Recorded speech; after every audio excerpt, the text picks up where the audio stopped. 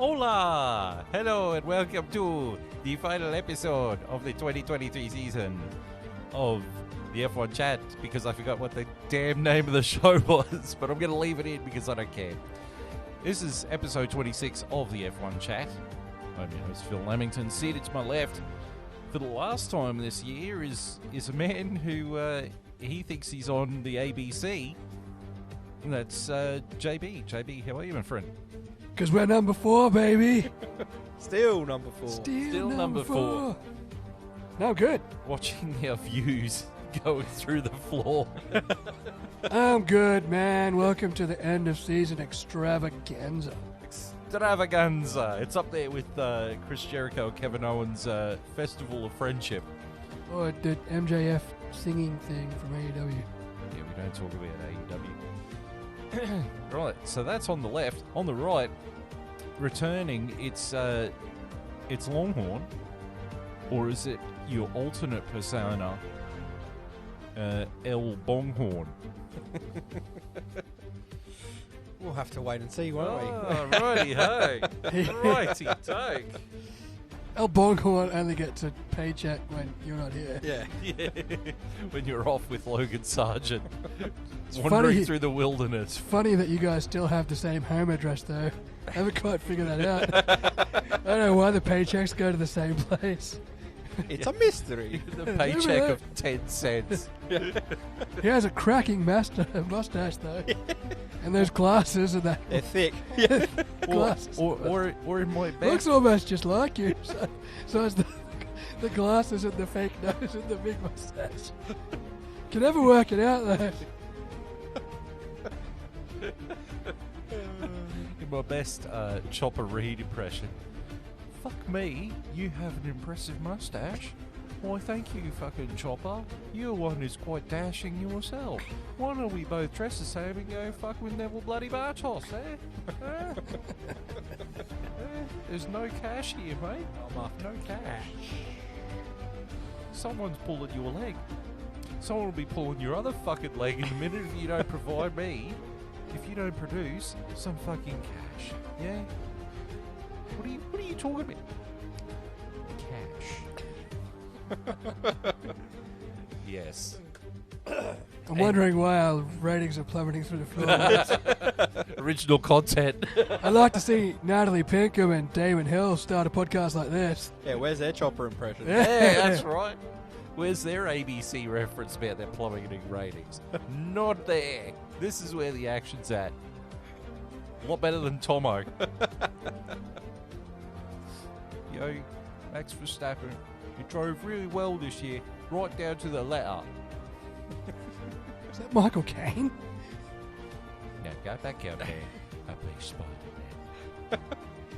Oh. We've actually got nothing planned for this podcast. We're just going to do impressions.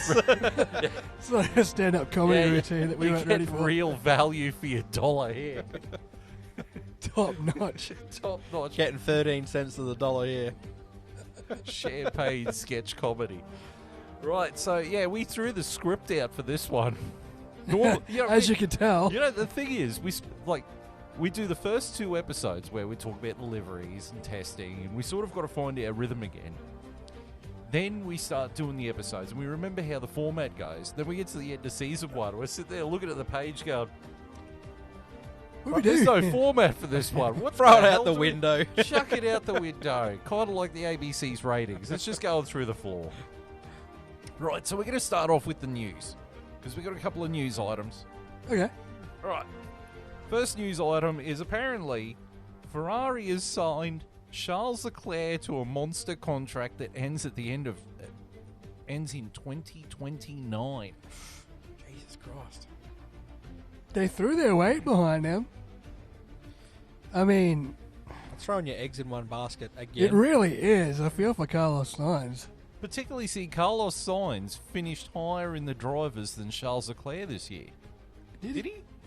I don't think he did. didn't in the I end. don't think he did. But he should have. Those last 2 races really killed him. Yeah. Because he was like 4th in the standings, and then those last 2 races dropped him to like 7th. Yeah, I don't think he did, but I do keep hearing rumors that they're looking to ditch him. Yeah. Leclerc got him. I'm pretty sure Leclerc got him. Yeah, he did. Yeah. But only just. Oh, wow, 6 points. That's way closer than I thought. Yeah. See, that's the thing. I don't understand why. Why they want to ditch Carlos Sainz? Like I don't understand why they want to keep Charles Leclerc forever, to be honest, as well. Like, okay, if you want to give him another year or 2 extension, but keep it in for the next 6 years. But the other thing I've heard is that Carlos Sainz, they want to sign Carlos Sainz. They want to sign him, but he's sitting there looking at options elsewhere. Where, though? Audi, Yeah, I guess. you know, or maybe he's You're gonna leave Ferrari to go on a new entity that's got unproven? yeah. Well, it's something. Well, to be fair, Andreas Seidel's over there too, yeah, and they had a relationship at McLaren, so could go to Andretti. Lewis Hamilton did it all those years ago. Yeah.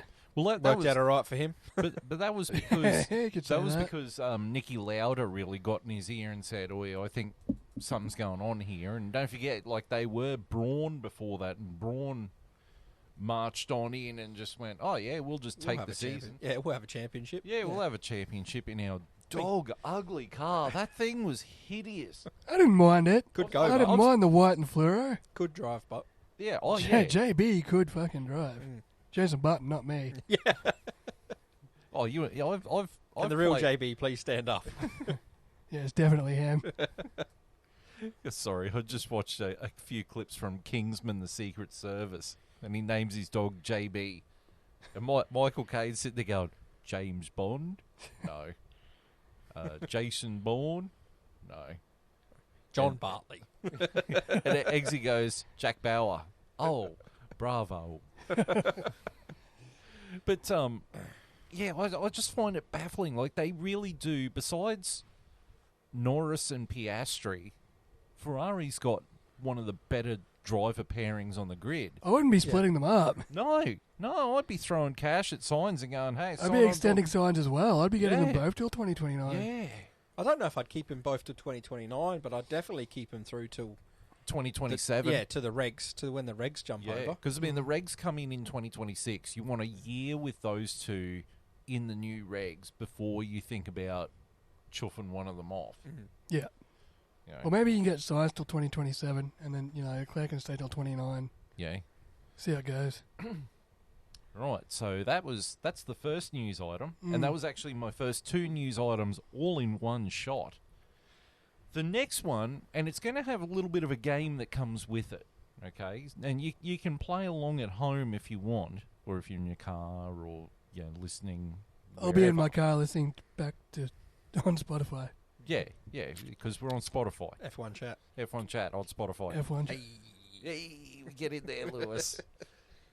So last week the story broke that the FIA was investigating Susie and Toto Wolff for breaches of. God, How do you explain it? Collusion. Was it? Yeah, basically, sharing sensitive material. yeah, Conflict of interest. yeah, a conflict of interest, basically. Because they're obviously married, and Susie gets access to certain F1 information that Toto's not allowed to know. Because she's the managing director of Formula Academy, which is the all-women formula. Which Which is also part of means the she FIA. has a place on the FOM, Yeah. the Formula One. the Motorsport Council, basically. Yeah. Yeah. So she gets inside running on all the decisions and all the stuff that the FIA would know months before the teams do. And apparently Toto said something in a passing comment in an interview that whoever ratted them out thought, we don't know that. How do you know that, but we don't know that?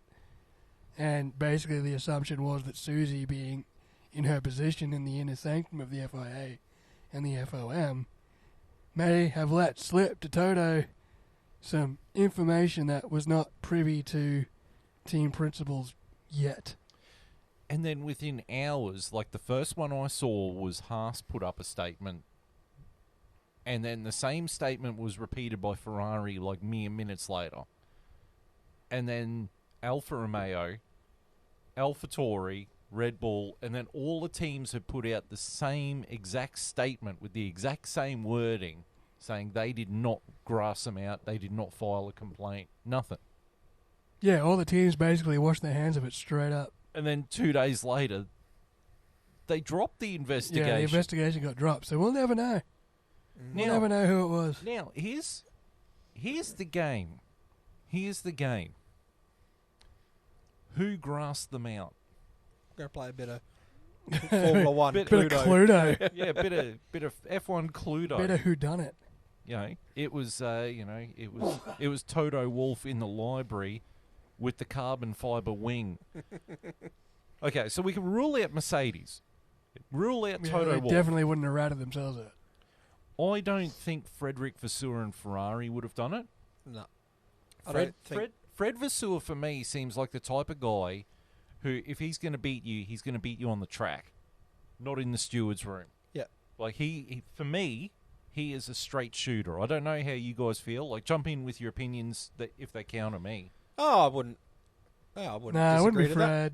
Fred. But see, I wouldn't think it'd be him. I wouldn't think it'd be Christian Horner. No, I Christian think, Horner's basically come out and said, no. yeah. Yeah, he wouldn't resort to that. He's already beating him on track. Yeah, so- yeah. Christian Horner's got no reason to further kick Toto. No. Same as I don't think it was Franz Tost.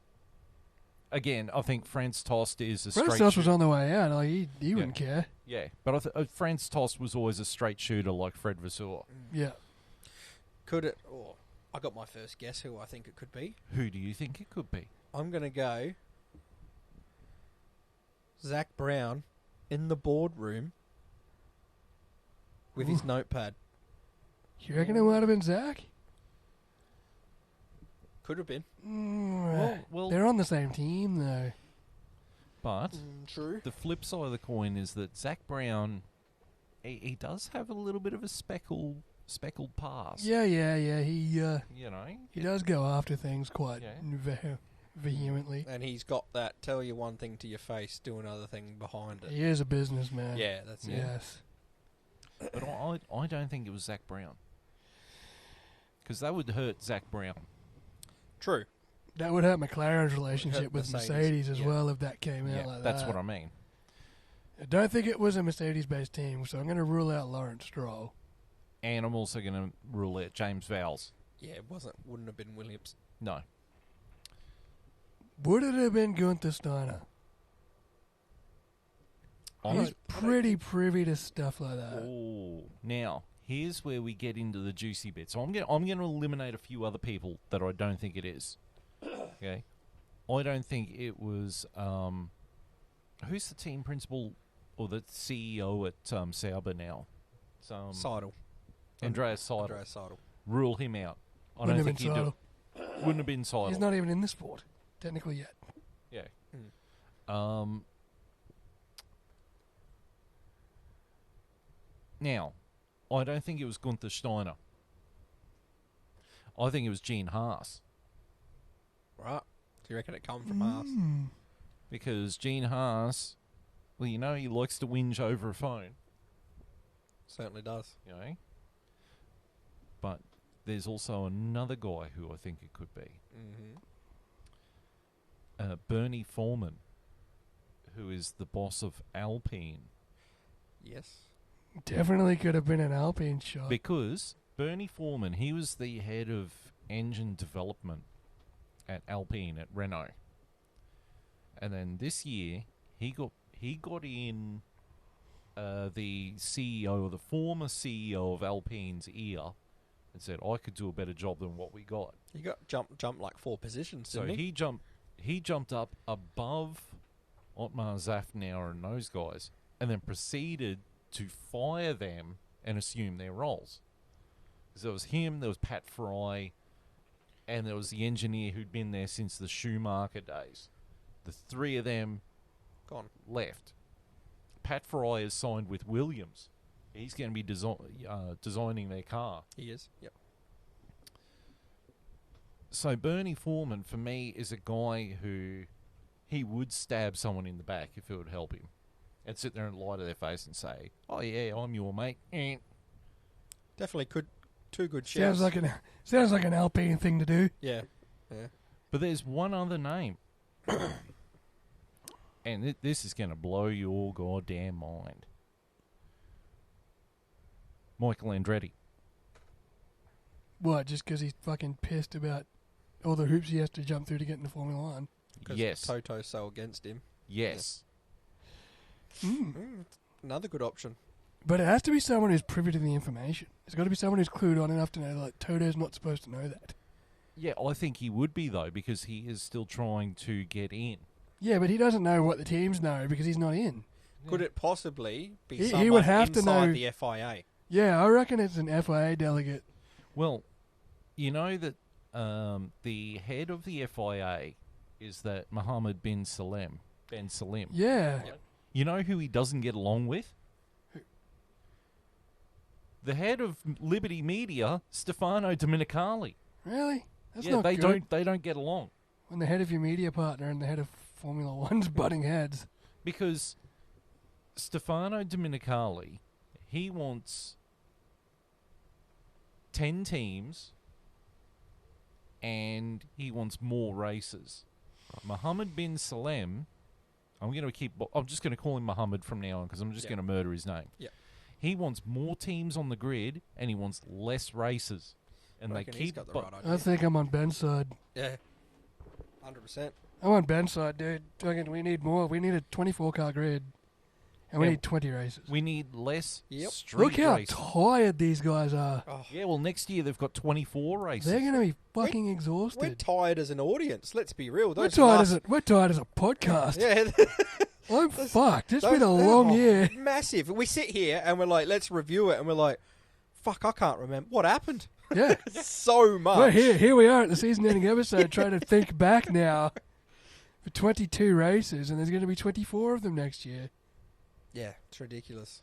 But Insane. it got dropped, so Someone came up with a dummy 52 race calendar. I seen that. Yeah, that was good. Eh? This is like, fuck, it's a lot of races. Every week, One race a Racing week for a another whole country. year. Yeah. Oh, That was Jesus. awesome. That calendar. That was yeah. pretty cool, though. It's just How, like, how many of them were in America? It was. Still only the three. Yeah, I it was. think. Yeah. But then they just added a whole bunch of random tracks from around the world. Yeah. Kailami. Yeah, Kalami was on it. Yep. Sepang was back. Everywhere. Like Argentina had a race. Senegal had a race. They started the season in New Zealand. Yeah. Pukekohe. No, it wasn't Pukekohe. Pukekohe's getting demolished. Is it? Yeah, they're turning it into a housing estate, I think. Oh, Because the V8 supercars aren't going back there anymore. that's a shame. 'Cause Yeah, I whenever- like Pukekohe. But yeah, well, every time we do a V8 Supercars 3 thing, which we need to do again. Yes, we haven't do. done that for a long time. Yes, we do. I suppose, Mr. Longhorn, would you be keen on jumping into a V8 Supercars 3 on the original Xbox? Yeah, Right. I'd jump in a V8 Supercars 3-way. Yeah, it's Hell yeah. only 5 laps. We only do 5 laps. Whole season, 5 laps. Yeah, Tracks they don't even go to anymore. Lock yeah, it like in. Pukekohe. And Oran Park. Yeah. Yeah. Well, I mean, is there a track in Scotland? There Yeah, was on the it's calendar. I'm pretty sure on that. I don't know 52 how was many of the Scotland. tracks are made up, but yeah, there's Yeah. tracks everywhere. Yeah. Yeah. Not FIA spec tracks, but Who There's gives a tracks. shit? Canelands. I mean, Yeah. Canelands Christ, car park. Mackay International it Autodrome. can't be any worse than the Miami race. Watching Get it? Max Verstappen try and squeeze the RB19 or the RB20 down the ramp. As a Prado mum comes the other way with her 6 kids and they're all screaming and she's just at the end of her fucking rope. It's- and 2 idiots on those scooters that just won't get out On of the the goddamn e-scooters. way. The best race I've ever seen. And then he's got to try and navigate all the potholes. Yeah. And particularly, see, we have a cyclone not far away from us. That's a certainty. Well, it's not going to hit us. Yeah, but the roads are falling apart anyway. The roads fall apart. If Yeah, someone pisses on the road. it That's falls another apart. part of the race. Is there's always a roadwork crew trying to fix a pothole somewhere. They're there the whole race, and they've One of barely those- done anything. One of those fucking Hiluxes with the flashy Yeah, lights. yeah. A guy with a lollipop thing sitting down in a chair, not watching on his phone. You're not watching. Just waiting for the two-way to go. If you thought Las Vegas day 1 was bad, Welcome to Mackay.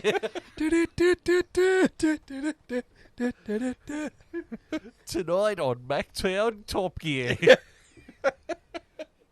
3-time world champion Max Verstappen navigates pothole. Lewis Hamilton stops for an ice cream at Gelatissimo.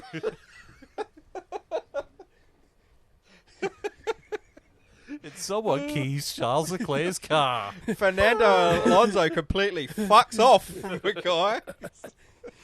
And some Just fuck kids, that. some kids nick Charles Leclerc's Ferrari. Oh, No! I have to say, last episode, I did a really good job of bleeping out the C-bomb that I dropped. Yes. That was, God, that- soft. You used to leave them unbleeped. Yeah, SAWFT, soft. Oh, back to the Right, well- Susie Toto Well, drama. Look, I think it's over and done with, to be honest. Do you, It, this question to it was someone from within the FIA that I maybe read an email that was worded in a way, and then heard the conversation. And it's just like, You know what? it wouldn't be a team. It couldn't be a team. It'd have to be someone from within the FIA. You know, I'm surprised Toto Wolff hasn't blamed Michael Massey. yeah, true. dude, there is legitimate talk of Massey coming back. Oh, yes. There is legitimate talk of him coming Make that back. guess please. in there, And Lewis. Toto Wolff is bumhole is winking. Like, He's not happy, hey? he's not happy at all, but they are genuinely considering bringing Massey back. Wow, that almost sounds like a link there, doesn't it? Oh. Like, does Massey have friends in the FIA that's trying to put some heat on Toto so that he can't whinge about Massey coming back? He said Tim Schenker to do it. Yeah. Yeah, I don't know. I'm just intrigued that We've got our tinfoil hats on here, but Michael Massey is like seriously being considered to be reinstated. I want him back. Yeah. He was a good race director. He was. Yeah. He had We that. had none of this shit. Yep. As soon as he left, we started getting fucking 5-second race penalties like 2 hours after the race. Yeah. Yeah. Like, this shit didn't happen with Michael Massey. Yeah. It almost makes it difficult to do these podcasts straight after a race because by the time we finish the episode, we check our phone. Oh, Carlos Sainz has been given a 5-second place. This is the Penalty. next day. Yeah. Yeah. This is the next day. They've gone back to the stewards the day after, and then everything's been changed. Yeah. Or if we do one of a live podcast, didn't we do? Was it Japan or something? We did a live podcast like straight after the race, and like the positions changed. Australia. Yeah, Australia, Yeah. Yes. because Carlos Sainz got his 5-second time penalty post race. Yeah. Yeah, none of that shit happened under Massey. Yeah. No, I miss him. You know, I miss him Toto, too because Christian Horner misses him too. Lewis Hamilton and Toto Wolff would be having PTSD flashbacks. Oh, well, they can fuck right off. They'd be having like that Vietnam helicopters and all along the Watchtower by Jimi Hendrix starts playing in the background. And you have Robin Williams in the background going, "Good morning, Vietnam." Hey, this is Radiohead.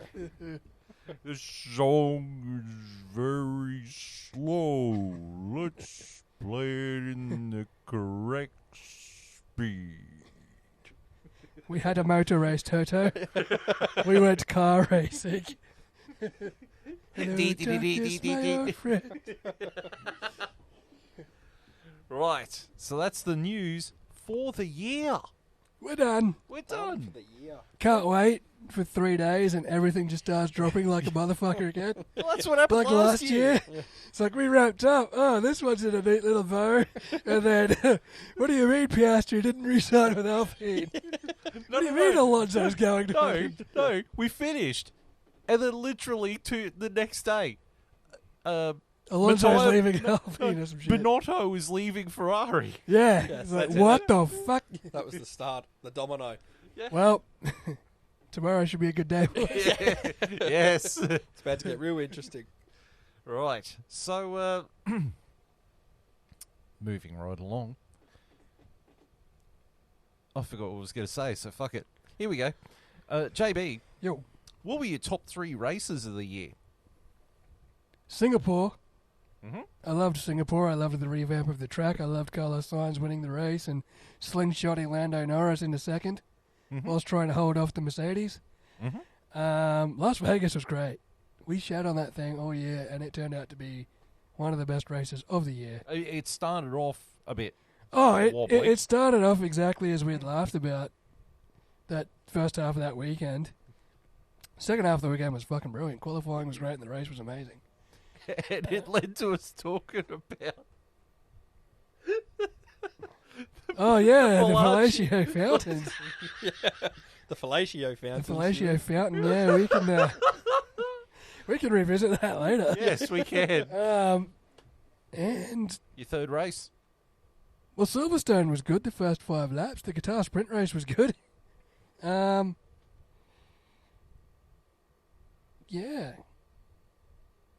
Yeah, I'm gonna go Silverstone. I enjoyed Silverstone. Yeah, it was the first indication of McLaren had fucking got it right. Yeah. Because the livery was fucking amazing. The Papaya and Chrome. Lando was on P2 and led the first 5 laps. Like, that was just the beginning of the resurgence. And, yeah, that race held a special place this year because it was just like, holy fuck, we're back. Longhorn, what are your 3 favourite races of the year? My top 3. Funny enough, despite as much as we crap on street races, 2 of my 3 are street races this year. Yeah? But my favourite race was Spa. Oh. Spa was good this year. Yes. Because they didn't have... It rained leading up to it. So they didn't have as much practice as usual. So when the race started, not all teams had completed all their usual...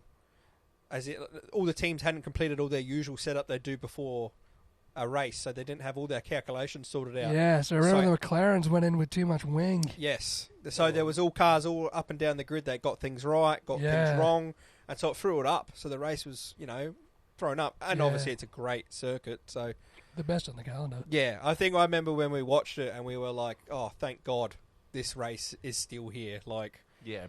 It was because... the year we were having, we were like, oh, we needed this circuit, a real racetrack with, a good, and it's given us a great race. So, Was it the Hungaroring after we had like 3 street races in a row, and then they went back to the Hungaroring, and then, like the racing was just brilliant? Yes. Yeah. Because we just had 3 shitty... We had Miami... Must have been Azerbaijan, Miami, and something else. Monaco. Yeah. Yeah. It's just like... And then the next proper racetrack was like Hungary. Yeah. And it's like, this place is fucking amazing. Yeah. So I don't even like the Hungaroring as a track, but because it's a racetrack. Yeah, I remember that. We finally got to a set of tracks and we were just so happy. We were so happy to about be it. at tracks again. Yeah. My number 2 is Singapore. That was a great race. Great race. Obviously, it was the one race where we got a different winner outside of Red Bull, basically outside of Max Verstappen. So yeah, that was a pretty cool race. Always a nice spectacle to watch. Singapore. Mm-hmm. It's probably one of the street races I don't mind being on the calendar. So I don't mind being at it either. yes, we have to get there one day. Oh, yeah. And my number 3, funny enough, as JB said before, as much as we shat on it, Vegas turned out to be a good race. Vegas turned out to be a cracking race. So, I mean, it was still a bit of a spectacle. That was a bit, and it didn't start great. But the actual race itself turned out pretty good. So, I'll give it credit where credit's due. Yeah, well, my favourite race of the year was Singapore. Nice. Oddly For enough. obvious reasons. Obvious reasons. No, it was a really good race. I really enjoy the new layout, and I hope they keep it that way because... It was better, wasn't it? Yeah, the racing was so much better. As much as I have sentimental value to the Marina Bay Grandstand, because that's where we sat in 2013, I sort of hope they keep that layout. Yeah, just Because that second straight was where all the action started happening at the end. Yeah. I don't want to buck the trend here. My second favourite race of the year was Las Vegas. It was just action aplenty. It was brilliant. It That was- last lap move yeah. by Charles Leclerc, probably the best move of the year, Yeah. to be honest. Yeah. And, okay, so my third favourite race of the year was Melbourne. It was chaotic, those Yeah, last that's 5 why. laps. That's what I mean. Like, it just threw up. Like, it was like someone who just had too much to drink the night before. It just threw up everything. Yeah. This Yeah. is the one where Symes had his time penalty way after the race, wasn't it? And it Yeah. was just chaos.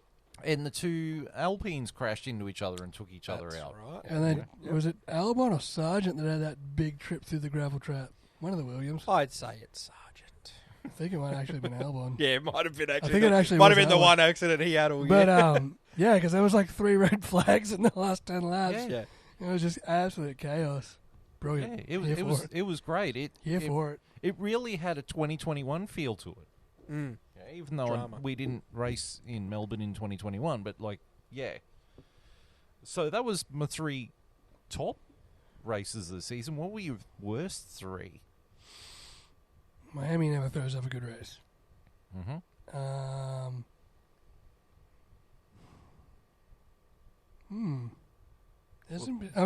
Kota. The sprint race at Kota was the worst I've ever fucking seen. And good on Formula One for going back to having a sprint race at Kota next year, you fucking morons. They were the worst sprint races this year. I don't know why, but the tracks they picked this year just weren't great. No, they were fucking terrible. So, Outside of, was it Brazil was all right? yeah, Brazil was good. I think Brazil was the only one that was all right. Kota was crap. Abu Dhabi was crap, actually. I didn't enjoy Abu Dhabi. That's my my worst 3 there. You just said them all. And Miami, yeah. Miami, Kota, and Abu Dhabi. That's what Yeah. I got down as my Yeah. worst. Well, I sort of went a bit different. I went Abu Dhabi because It was honestly, just flat. it just felt like you could have watched 2021. paint dry. 2021 was so long ago. Yeah. But even as we've said, 2021 2021, was it the wasn't same till as that- this race, Yeah. except the last. The last 3 except laps. Michael Massey. Yeah, exactly. Okay. Yeah. My number 2 worst race was Miami. I don't think the Miami race is watchable. It's just It's like a high-speed Monaco. it's not even that. It's you know what it is? It's you're standing there at your mate's place and you're watching in the background one of your other mates try and hide behind a tree and take a piss. Well, hide behind the tree, just piss in the yard. Yeah, just piss out in the open. Well, brother. you sit there going, you could just use the toilet, like a civilized person. My third most Fly boring- 3, my brothers. my number 3, my P3 was Baku. Yeah, Baku wasn't. good Baku this is year. a boring track. Baku, the track itself seems like it should produce way better racing than it does. It just fucking doesn't. It just Well, never you know does. What? I reckon for that race they should have it in the middle of winter. I don't think it snows in Baku. No, but still, when it's coldest, they got to work harder to make the tyres work. That's what made Vegas great. Yeah, that's right. Yeah, to be fair. So, So yeah, could probably definitely benefit from something like that. all right. So we're going to move on from there. Sorry to cut in. Before we go any further, shall we quickly get them out the way, our predictions that we put at the start of the year and see how we went? Okay. On with the show. You have the floor. good sir. Alrighty. So, if you'd listened to us at the start of the year where we did our pre-season... You'll know we're Testing? absolute fucking experts in this field. And we're about to prove how fucking brilliant Hey, we are. we did better than Josh Ravel and Tomo, so Yeah. Start Okay. paying us, YouTube. Kind of. There's one in here that I haven't told you guys about that we're going to have a good laugh at. I'm already laughing. I don't know what you're on about. I'm laughing down to the letter. So anyway, we basically ranked how we thought the 10 constructors would go this year after the first pre-season testing. Which is always a good guide. Yeah. It's like ranking rugby league teams after the first trial game. Yeah, pre-season game. So, first of all, our number 10. Who do you think you went with, Phil? Well, you probably know because you... I'm pretty sure I went AlphaTauri. Correct, you did. You got AlphaTauri. JB, who did you go? Did I go Williams? You did. Mm. And I went Williams as well. So, you actually get a point. Oh, no, AlphaTauri didn't finish on the bottom. Haas finished on the bottom, correct? Yes. Right, so we all were the same with Haas. I got the closest with Haas. I had Haas 9th. So I got the closest to that one right. Okay. JB, you had AlphaTauri 9th. And Phil, you had Williams 9th. Yes. Then at 8th, Phil, you had Haas.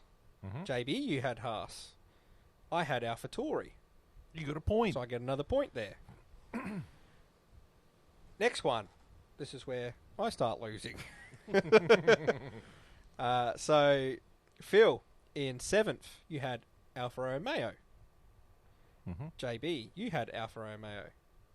I had McLaren. Oh. Ouch.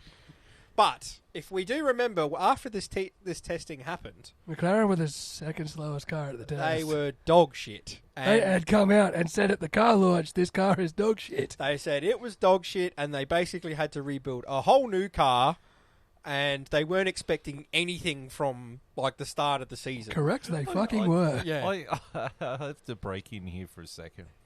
You guys explaining the McLaren car as a dog shit. All I can think of is the scene from Rush, where they when the two guys get out to give Nicky Lauda a lift, and like, our car is a shit. It's a piece of shit, but we'd be so honoured if you drive it. I can imagine the engineers going up to Lando Norris This and car's a piece Oscar. of shit. man. This car is a shit. It's a piece of shit. It's dog shit. But I'd be so honoured if you drive it. That's the McLaren engineers at the start of the year. At That least was they- the McLaren at the start. At least they fucking knew they weren't going to try and fucking sugarcoat it. No, that's it. But It's like, no, it's a shit box. one thing they also didn't sugarcoat was how bloody quick they were going to rectify it. In terms of, I had no idea that they would get to the point where they'd be challenging for podiums You'd this fucking year. told me not only would both drivers rank inside the top 10 in points, we would finish fourth. Yeah. In the construction, I'd be like, fuck off. So pretty incredible turnaround from McLaren there. Moving on and making me look silly in my predictions. Making me look silly on my team. Yeah. And then next in 6, I had McLaren. yes, you did. You did. Correct. JB also had McLaren. Yeah, So basically made us all look silly pretty much. yeah. In 5th, Phil, you had Alpine. Nailed that. Point for you. Smack bang in the middle. Well, Alpine actually finished 6th. Did they? Yes. Yeah. Did they? Oh, they did, because McLaren jumped them in the end, didn't they? You got the standings right in front of us. Right there. Yeah, there There you go. Alpine finished 6th. Well, they were 5th for pretty much the entire year, weren't they? I thought. They were, and then McLaren went on their big surge. Yeah, Yeah. that's right. Anyway, you had them 5th. Did I say you had them 5th? You had 6. 6. You had Alpine 6. I had Aston Martin 6. You went far off. So, not too far there. Then in 5th, Phil, you had Aston Martin. So you got that one right. Tick for you. Thank you. JB, you also had Aston Martin. That's a point. You get a point too. I had Alpine. No, I had Alpine in 4th. I had Alfa Romeo in 5th. Fuck, you overrated There, them. that's my big. Holy. We know they've got a Wow. great wind tunnel. That's fucking great. God, it was painful listening back to me talk about how I thought they were going to go this Alfa year. Romeo gangbusters. My God, was I wrong? They didn't go gangbusters, mate. They got gang rape. Yeah. Oh, then in 4th I had Alpine, so bloody got that one completely wrong too. JB, you also had Alpine, Overrated those French and bastards. Phil, you had Aston Martin in 4th. Seemed like a sound bet at the time, to be fair. Yeah. So we're getting there close. Now we get to the top 3, where you'd think it'd all be the same. No, I had Mercedes. Yet we were all different with our top 3. So Phil, in 3rd you had Mercedes. Correct. JB, you had Mercedes. I had Ferrari. That's a point. Oh, I you got got a a point. point.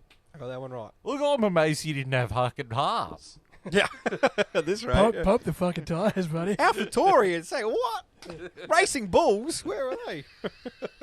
Swear to God, if that's their name next Oh, year. it's worst name ever, isn't it? Holy. In 2nd, I had Mercedes. Get another point.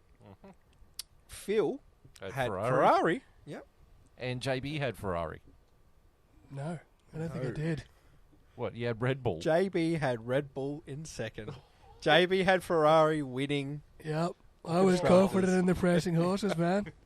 You were more confident than me, and I'm the fucking supporter. Yeah, I Yep. was just like, I think that Ferrari's going to fucking find something. Yep. After what they did in 2022, Yeah, it they wasn't a did bad lead the prediction. championship. I'm just like, they'll fucking find something and they'll win. Yeah, well, Actually, no, I'm pretty sure I said Ferrari would win the constructors, but Max Verstappen would win the world championship. You did, yeah. You had Max Verstappen as the champion. But yeah, you were confident in the Ferrari. Yeah, well, good on you, Red Bull came out. Maranello motherfuckers. Red Bull came out and basically silenced any talk of that. Yep. Which me and Phil both had Red Bull tops. We get a point for that. So, yeah, it was interesting to go back and listen. I feel like everything we predicted, it came from good information. For example, with Aston Martin, I was pretty spot on with thinking Alonso would take all the points and Stroll would suck. That essentially happened. Yeah, that doesn't exactly That's not a need prediction. Yeah. That's not a prediction. That's a spoiler. Yeah, you don't need a legal degree for that one. True. You don't need to be a rocket surgeon for that one. True that. We all knew Oh, that. That was part of the script. Oh, I better put on my my helmet and engaged with Cerebro to get that one. We're going deep here. Deep undercover. But yeah, that was our predictions at the start of the year, so not too bad. Couple of doozies, but Glad I didn't put money on the prancing horse. You saved some money. Prancing horse got gored by Red Bull. Yeah, but so did Mercedes. They got gored. Yeah, but I didn't think so did Mercedes were going to be second. everyone got gored. All right, well, let's talk about the constructors. I'm going to start all the way at the rock bottom with Haas. What do you? How did they go? How did they go? I'll start. Dog shit. $2.99. Oh, this was probably one of the worst years I've seen from them, and that's including the 2021 where they had Schumacher and Mazepin.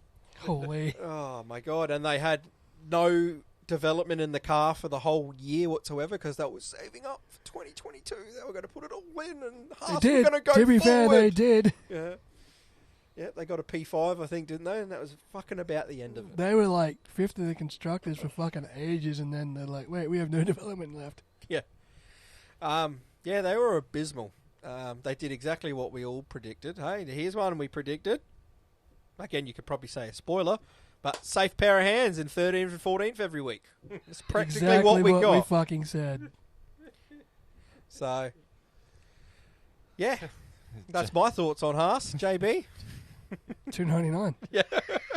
You got your fucking pair of vanilla midgets in Magnussen and Hulkenberg, fucking safe pair of hands in 14th and 15th. That's what I said. That's what we said would happen. I stand by it. I stand by it. You proved me right. Now, what are you going to do? Is Gene Haas going to sell the team, or is Gutherstein going to quit? Well, in my opinion, I think Gene Haas has left a lot of money on the table. He hasn't. It's all gone into his fucking car. That's a piece of shit. They certainly don't have any market equity left in the team at the moment. Oh my god, like that. You know what their car was, right? Despite the fact that it was shit. Oh, how do you insult a team without laughing hysterically? That's the dilemma I face here. I mean, when you've got a car that's a lot of it is designed by Ferrari, then your aero package is designed by Dallara, and you've got two of the most generic creator drivers possible. It's literally like EAF 123 when you're scrolling through the fucking avatars. It's two of them. Yeah, It's fucking two of them. and there's like 11 options, and that's it. That's two of those 11 options. Suck. And like describing But that's them how they fucking drive too. Like AI on easy. yeah. It's fuck me. But it's exactly what we said. I feel like somehow Schumacher and Mazepin was somehow like a more dynamic fucking duo than Magnussen and Hulkenberg. Like they sucked and they were splitting the car in half every 3 races. But you've got nothing. Yeah. Well, You got I don't- nothing, you I got don't t- think the Haas has crashed that often this year. Haas hasn't crashed at all, but you It just doesn't got to mean they didn't suck. you just got to get out of the way of fucking You know Max what it is though. Verstappen every It wa- 4 laps. You know what it is though. It wasn't that they didn't crash. It was just simply no one could be fucked putting them on TV. It's not going fast enough to fucking crash. It's not going fast enough to get on TV. I've seen golf carts go faster. The fact that they got 12 points is fucking overachievement. Yeah. So Literally be is. honest. that is what's known in religious circles as a miracle. I'll give it something, though. I'll give it something. 12 points is the highest points total for the bottom team in fucking years. I think Williams got last year and they had 2 points. Yeah. Yeah. 1 or 2. And, like, the year before that, they had 0 points. And I'm pretty sure the year before that, fucking 0 points. Like, 12 is the highest points total for a 10th place team in a long fucking time. And you know, to their credit, for most of the season up until about 2 races from the end, they were either second last or third last. And then There was a AlphaTauri, couple of Q3 appearances from them too, to be honest. yeah, but I mean, once the lights went out, they dropped like a fucking rock. But but they were there. Like it's Yeah, not they seem to have it's like not a little the bit of worst. 1 lap pace. It's But- not the worst 10th place car I've ever seen. No. I mean, it's not the worst car they've ever had, but it's just abysmal for how far they've come because they've come from... It's really a crossroads moment for the team. Like, Where is this team going? what are you doing? Is Gene Haas going to keep putting money into this fucking shit show of a project? Is Gunther Steiner going to leave? Like, it's really a crossroads fucking moment. well, that's the thing about the team. I think they're more concerned with Gunther Steiner's cult status than they are of actually being a racing team on an F1 grid. Well, it's probably time that they don't because they finished last, and if that But then- doesn't fucking But spark then a fire, you've got 2 drivers that were supposed to be a safe pair of hands. they were. That's exactly what they But fucking were. unfortunately, They're not look- fast. Look at what a safe pair of hands got you. Yeah. And they're You sitting finished behind Valtteri Bottas and Zhou Guanyu. And I mean, they're sitting there saying, "Oh, you know, Mick Schumacher cost us more money, and that's why he got dumped." Blah blah blah. blah. At least he tried. These two didn't seem to try. At least Schumacher had some some potential. talent, untapped talent still to figure out. We know what Hulkenberg is. We know what Magnussen are. They've done their time on the grid and shown us what they are. They're stopgap drivers, and you've thrown them in to collect you points to safely move you up the grid, and you've actually finished off worse You know, than you know what when they? this is worse than when they had Mick and Magnussen, isn't that right? Because they didn't Yeah. finish last year. No, So 12 points in any other year in the previous 5 years wouldn't have got you last. Mm. Like 12 points would have got you probably second last or third last. Well, that's the thing I find amazing is that with Mick and Magnussen, they finished better than they have this year with Hulkenberg and Magnussen when they got Hulkenberg in because they thought Mick was costing them too much money. Yeah. But falling down the grid is they've Wow. well, look how far off they are. I've just brought up on the screen here. I'll probably swap it over when we do the video. Haas finished 8th and had 37 points in 2022. in 2022. That's a big fall from grace. 37 points with a driver they said cost them too much goddamn money. Yeah. Well, it cost them 2 places in the team standings, which is probably way more than Mick cost with his couple of crashes. Absolutely. Yeah, clearly the team has gone in the complete wrong direction with their driver lineup because that's, well, no easy to say it. That's unacceptable. Mm. That is unacceptable. And they really should be sitting there looking at each other and going, we fucked this up bad. We need to fix this. And To be fair, that was the same car that spent all its fucking tokens at the start of the year and got a bunch of like P5s. yeah, but they got P5s. They got points. Yeah. Yeah, where is that consistency out of that car? You That know? car hasn't been developed since then, I don't think. Yeah, that's the thing I don't understand. I don't think though. they've touched that car since Then what are you doing? mid 2022. If you're not doing any more upgrades, what are you doing? That's what I'm saying. This is the crossroads moment. Like, what is this team now? They need to figure it out. I mean, Figure it out. they've already Gunther Gunther? Steiner's already gotten what he wants. Hasn't he gotten a show about him coming out that he's helping produce? Yeah, called Drive to Survive. No, there's an actual show coming out, I believe, like a comedy sketch show Oh. based around an F1 team principal. And Gunther Steiner's, I'm pretty sure. You might have to look it up, everyone, but I'm pretty Called sure. Drive to Survive. Yeah, I think Gunther Steiner needs to worry about his F1 team. And that's why I feel like JB said, they're at a crossroad. It's like they seem to be more worried about like Gunther, and like Gunther is Haas. You take Gunther out, and Haas is like, yeah. You wouldn't even hear about them. They're the equivalent of a cult film. But the thing is you need Gunther focusing on this team. You need him not to be this personality where he's everything. He's the identity of the team. Yeah, It's a meme of a team. Yeah. But then you've got two vanilla generic creator drivers, like Vanilla midgets vanilla midgets. Yeah, with no sprinkles on top. Yeah, it's just why you went for a pair of safe hands because it'll save you money. Gene doesn't want to spend money. Well, It cost you money yeah, because you finished last instead of 8th. Oh, you got a shit ton of wind tunnel It time. did don't cost you money because now that you finished 10th, you've got less money. but That's you right. got a shit ton of wind tunnel time. To do Yeah, fucking what to with? do what? Oh well, wait for Ferrari to come up with parts.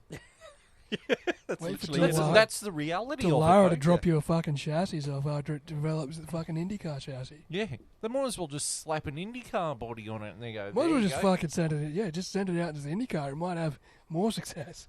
Yeah, I might do something. Well, I'm going to move on.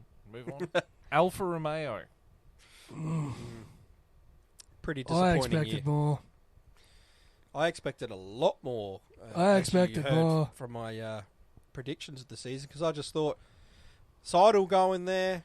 I thought, and the last few years of it being Sauber, they got decent drivers in my eyes. I thought Zhou was going to take a step up, and Bottas is a good driver. I don't know. I really did think they would be more about where Williams is at the moment, or Alpine. Like, I thought they would be closer in that battle, not closer to Haas. Like their car was really bad. JB. I was trying to remember. Was Zogon Yu's Silverstone crash this year or last year? Last It year. was last year. year. I was about to say the only memorable moment Zogon Yu had was that crash at Silverstone, but even that was last year. I remember That's him how- at Singapore taking out Alex Albon's wing, I believe. Yeah, Cost him the race. I remember that. I expected. So- I mean, this was Zogon Yu's. Was supposed to be his breakout year. Valtteri Bottas is just doing Valtteri things. Yeah, Valtteri Bottas is more focused on his calendar than his driving. 100%. Big fall from grace. Big fall from grace. I think they're honestly just sitting there waiting to be bought out by Audi. Yeah, I believe that's what They're they just are in now. a big transition period and they're not putting a whole lot in. I thought they would go hard until the transition, Yeah, just to give their name a like a last bit of hurrah, like. they rolled in, their livery looked fucking sick. Yep. The Zogon Yu was primed for a breakout year. Valtteri Bottas was going to fucking be the veteran head. Yep. And then nothing fucking happened. You outscored Haas by 4 points. Yeah. That is Barely. a bad year. So unless you're just sitting on your fucking hands waiting to be turned back into Sauber and then back into Audi, you showed you're not really putting your head in the game this year. Brody. Yeah, exactly that. I like I said, I had a massive miscalculation. I thought they'd go hard for their last year's Alfa Romeo and want to, show a bit of something. But it turns out they were 1 foot out the door already. As we talked about earlier, they were trying to go on a sponsorship deal with Haas. No one was really. There wasn't cohesion at this team at the moment. There was too many people with 1 foot out the door. Too many people with future plans. You've got Seidel come in. He's probably there looking at Audi, not now. So yeah, it does just feel like a team at the moment that's going through the motions until they turn over into their next. They're just pair of tanking for hands. draft picks at this point. Yeah, exactly. They're just waiting, tanking for wind tunnel time. waiting for the rebuild. Yeah, For your Haas hands before, you said $2.99. I just remembered this about Haas, and I wanted to spit this out. The same E3 that Sony got up there and said $2.99 for the price of the original PlayStation. Earlier, Sega had gotten up and said that the Sega Saturn was going to be out. It was supposed to be out like 2 months later, but instead Sega had moved the launch of the Saturn forward to that day and said it's out now, but only in these limited places. That kind of for me sums up Haas, where it's just limited places and we just fumble the fucking launch. Alfa Romeo for me seems like a team that has got a driver who's on the downward slope of his career. Yeah, absolutely. A driver who won F2 but only because of a fluke and is there because of money. He never won F2. Yeah, he never won F2. No. Mick Schumacher Didn't he? won F2. Nah, best he got was third in the year Piastri won. Yeah, he yoinked Piastri's seat. Yep. And then they've got a car that really felt like a transitional car, like, oh, we're losing Alfa Romeo, we're shedding this. Now, my big hope for Alfa Romeo, and I do have a little bit of hope for Alfa Romeo because, frankly, Haas is fucked, is that James Key is coming in. He's in already. I think he's designed next year's car. See, that actually worries me a little bit because didn't he design the McLaren that turned out to be poop? Yes. Yes. But He did design the 2021 McLaren that won Monza and was half decent at the back end of the year. Fair enough. yes. He does have talent. He just Yeah. fucked. Yeah, I'm sure the guy does. He just screwed the pooch on the initial concept of our car. Yeah. But he also did design the upgrades as well. Yeah. So, on the McLaren, I mean. Not on this year's McLaren, last Yeah. year's. Oh, did he? Yeah. Yeah, Yeah. he was still in designing the thing, the upgrades. And then he got the boot, and other people finished off the work, but he did design them. Okay, so it's not as bad as it looks. Yeah, Right, there you go. right. So, Alfa Romeo does have hope, and with their wind tunnel and James Key and Andreas Seidel, The only thing they need to sort out now is their driver pairing. yeah. Because it's a crossroad moment for both of them.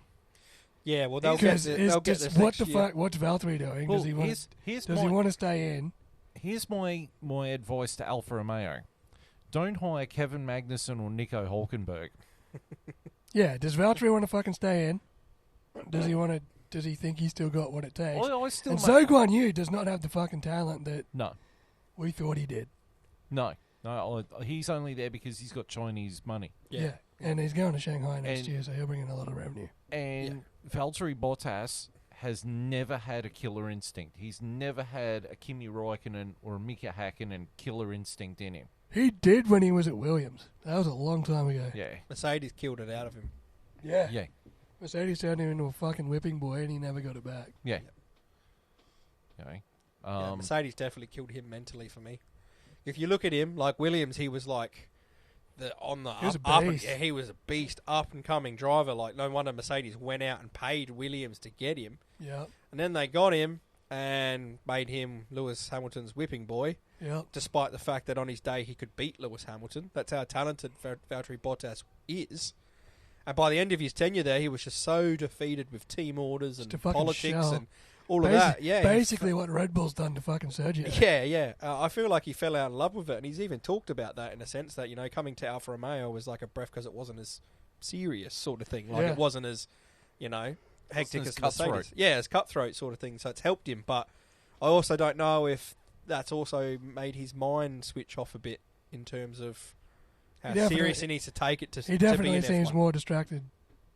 He's got way more distractions than he ever did. He's got his Yeah. fucking hot Have you seen Aussie his cyclist. wife? Yeah, exactly. I was about to say his hot Aussie cyclist misso wife Mhm. and his fucking Bottas calendar, which is fucking hilarious. Not gonna lie. It is funny. It's yeah. fucking great, Yeah. and it's raising money for Movember charity, which is fucking awesome. But He's paid to drive a car. when he fucking comes back next year, he's got to either be fucking serious about it or get the fuck out. yeah. And Zogon News either got to be fucking serious about it or get the fuck out. But he's got money for now. Mm. But I don't think that'll see him through to the Audi takeover. No. No, this will be basically a time-telling year for putting their hand up for Both of them. which one of you is going to stay here in 25 because one of you is going. Because one of you is going and Carlos Sainz is probably coming in. Yeah, that would be my guess. So moving right along to AlphaTauri. We'll swap it up here. Brody, you can go first, mate. Okay. AlphaTauri. I didn't expect much out of them this year, being Red Bull's B team, and that's all they really are, is sort of a feeder driver team. But they got some good performances towards the end of the year. Throughout the year, they got some decent performances out of Yuki Tsunoda too. He got a lot of P11s, which was I'm not sure if that was him out driving the car or if that car had a little bit. I think it was more him out driving that car. But yeah, they kind of just had an AlphaTauri year in a sense. They didn't throw up any great. The only performance I think they put up all year that was like, oh, they did something was Ricardo's. Was it P7 in Mexico? I think it was. P4. Did he finish P4 though? Or did he qualify P4? Might have been. He might have qualified. He P4, qualified actually. P4, I think, and he ended up finishing P7. But so they found a little bit towards the end of the year, but I mean, I don't really know what to say about AlphaTauri. They're about to become racing bulls, so that's a bit of a downer. Flat as their performance. I mean, we'll get to the drivers later. I've got more to talk about with their drivers than I sort of do AlphaTauri. Yeah. They're sort of just there to do what AlphaTauri does, which was, Just be there. yeah, just be there, let some drivers drive that may have a shot one day, but probably don't. JB? You remember that Simpsons episode where they have to go where Ralph and Lisa win the thing because it's like, oh, you clearly didn't have any help from your parents. It's AlphaTauri. I don't know how the fuck you can be the B team of the most dominant Formula One car we've seen since the MP44, and I only scored 25 points. True. That's true. That's a single race win in terms of points. I mean, they started the year with who they have. They had Yuki Nick de Tsunoda Vries. and Nick de Vries. And then they went through Nick de Vries. They had Ricciardo back for half a race. No, 1.5. And then they had Liam Lawson in who did good. And then they had Ricciardo back. So they had a very unsettled year driver-wise. It was so up and down in that terms, wasn't it? It was just a really tumultuous fucking year. 4 different And drivers. it was Franz Tost last year. Mm. So, he was looking at the exit sign. Yeah, I mean, I expected more. I'd love to see being Red their Bull's car. B team. Yeah, be closer to Red Bull if you I'm are. glad to. I'm sort of A&Bs. glad that is Yeah. the way. I am too. Could but you then imagine I if say- Red Bull first and AlphaTauri second? Because Well, that's why I don't think you should be allowed to have a team linked to you in the same. well, they're clearly not. Division. They clearly had no help from their parents. Yeah, that's right. But Look at why that. shouldn't they be in F2 then? Go to F2, be a proper feeder club there, be a feeder team, where the drivers and all those people move up into the Formula One team once they've done their business there, Yeah, and sell the license to someone else that wants to come in and put all their eggs in the basket. Yeah, look, I feel like Pierre Gasly leaving that team dropped their driver quality, to be honest. I mean, I never saw anything in Nick de Vries. I actually thought Nick de Vries was going to be better than he was. Liam Lawson actually showed the way. Yeah, he was Liam Lawson actually drove the way Nick de Vries I thought would drive. Yeah. And then Daniel Ricciardo, obviously. A couple of good performances at the back end of the year, so I don't know what to expect from this team next year besides a shitty name change. Well, AlphaTauri are actually moving to Milton Keynes. They're going to be across the road from Red Bull. Yeah, cool. I So- also heard that they're going to get access to the RB19 next year. Yeah, but I think they still have to design it from scratch. So they can't. You can't just take the RB19 and slap an AlphaTauri fucking paint job on it. As much as Aston Martin would love to do that, they're not allowed to do that. Yeah. But my thoughts on AlphaTauri: look, they spent majority of the year on the bottom of the rung.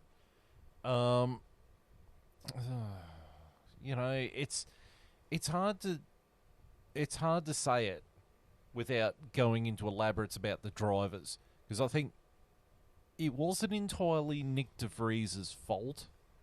I think Nick de Vries made a wrong choice. I think he should have, if they slid a contract with him in front of him at Williams, he should have signed that one.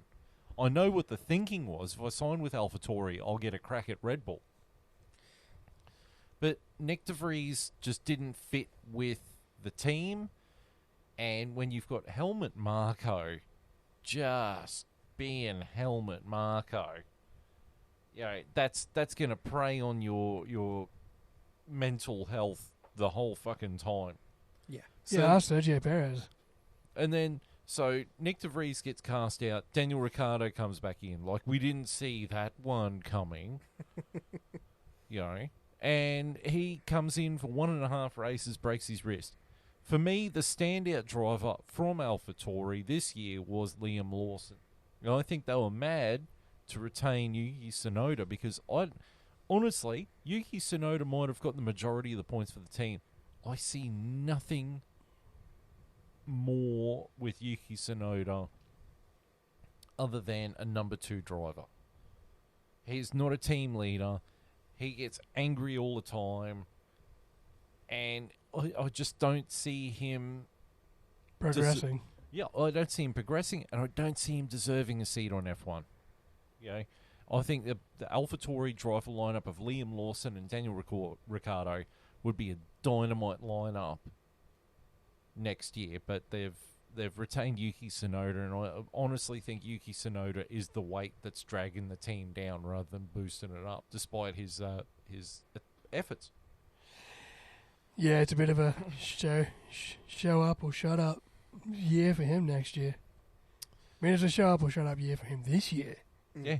And he sort of didn't set the world on fire, and neither did the car. Well, next year it's put up or shut up for him and Zhou Guanyu. Yeah. Yep. All right. Moving on to Williams. I know Brody's absolutely itching to talk about Williams, so the floor is yours. Well, they did a lot better than I predicted, as I predicted them to come last. So Did a lot better than we all predicted. yeah. So to come where we did, I'm pretty impressed with. I mean, Albon is just spectacular. That dude is a star.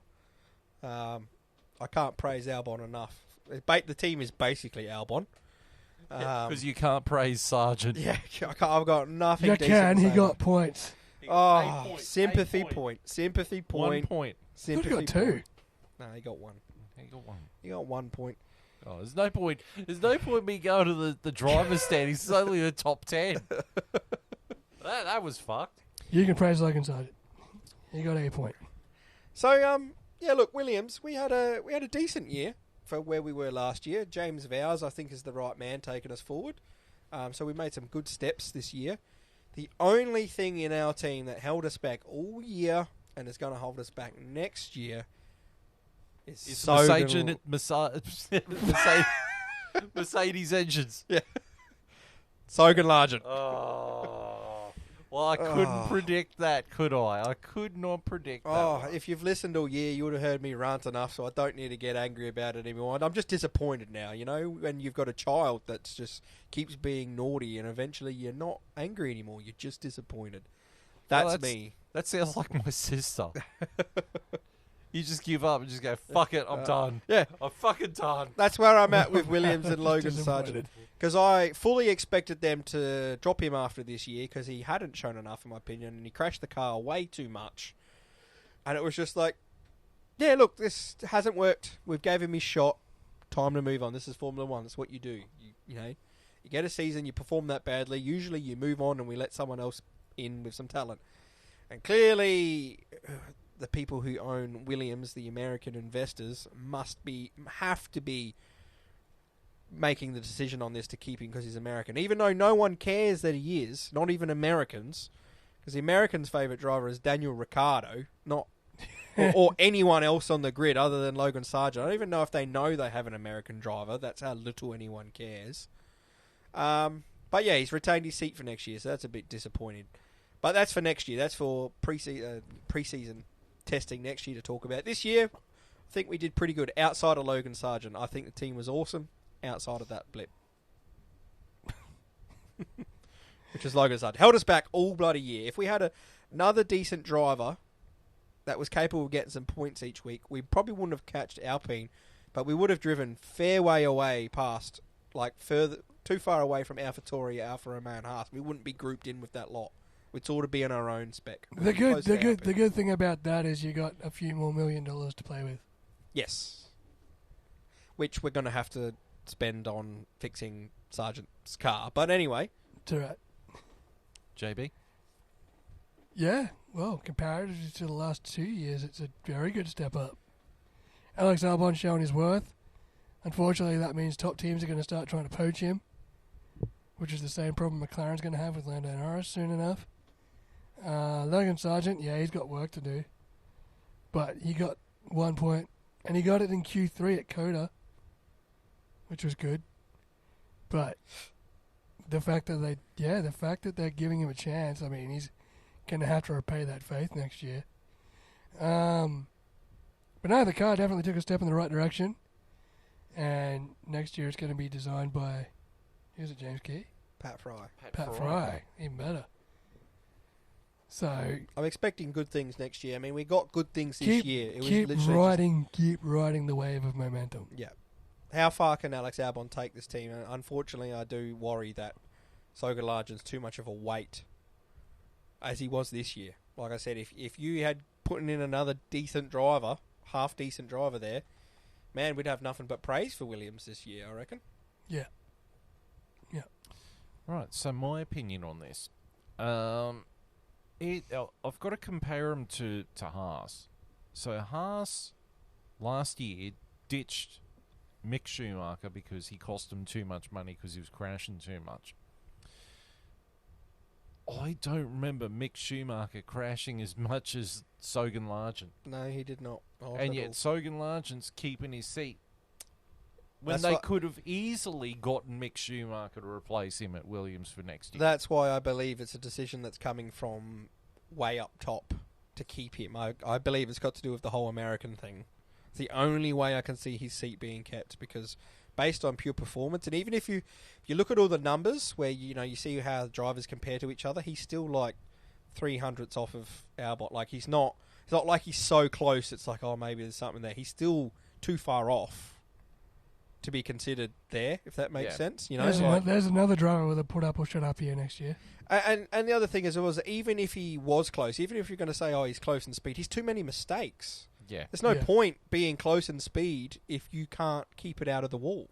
Yeah. Yeah, there's rookie mistakes, and then there's simply fumbling the ball and just dropping it over the try line, and then sitting there going, oh, fuck, I've done it Which was again. his. Like, I went and watched a video by Tomo, actually, where he broke it all down and he went through every single race and tried to work out the difference and all blah, blah, blah. The only positive races where he was basically showing where Sargent was, comparable to Albon or maybe even pipped him, he got track limits. So, in my opinion, that doesn't prove to me he's fast, because he can't keep it in the white lines. Yeah. If he can beat him by keeping it in the white lines, cool. But if you can't, I'm not going to give you a point for that, in my opinion, because this is Formula 1, and you're expected to keep it in the lines. Yeah, absolutely. That's where it counts. So if you You can't have to be do legal. that, You have to be legally fast. yeah, I don't care if you can do it by cutting a corner here or there. I want you to be able to do it without doing that and not hitting the wall, which he did not show all year. So, Yeah, but you also know that 5/8 of an inch does not enhance performance. That's not what she said. Ask James Hunt. Yeah, look, Williams, the highlight definitely was Alex Albon and James Vowles' leadership.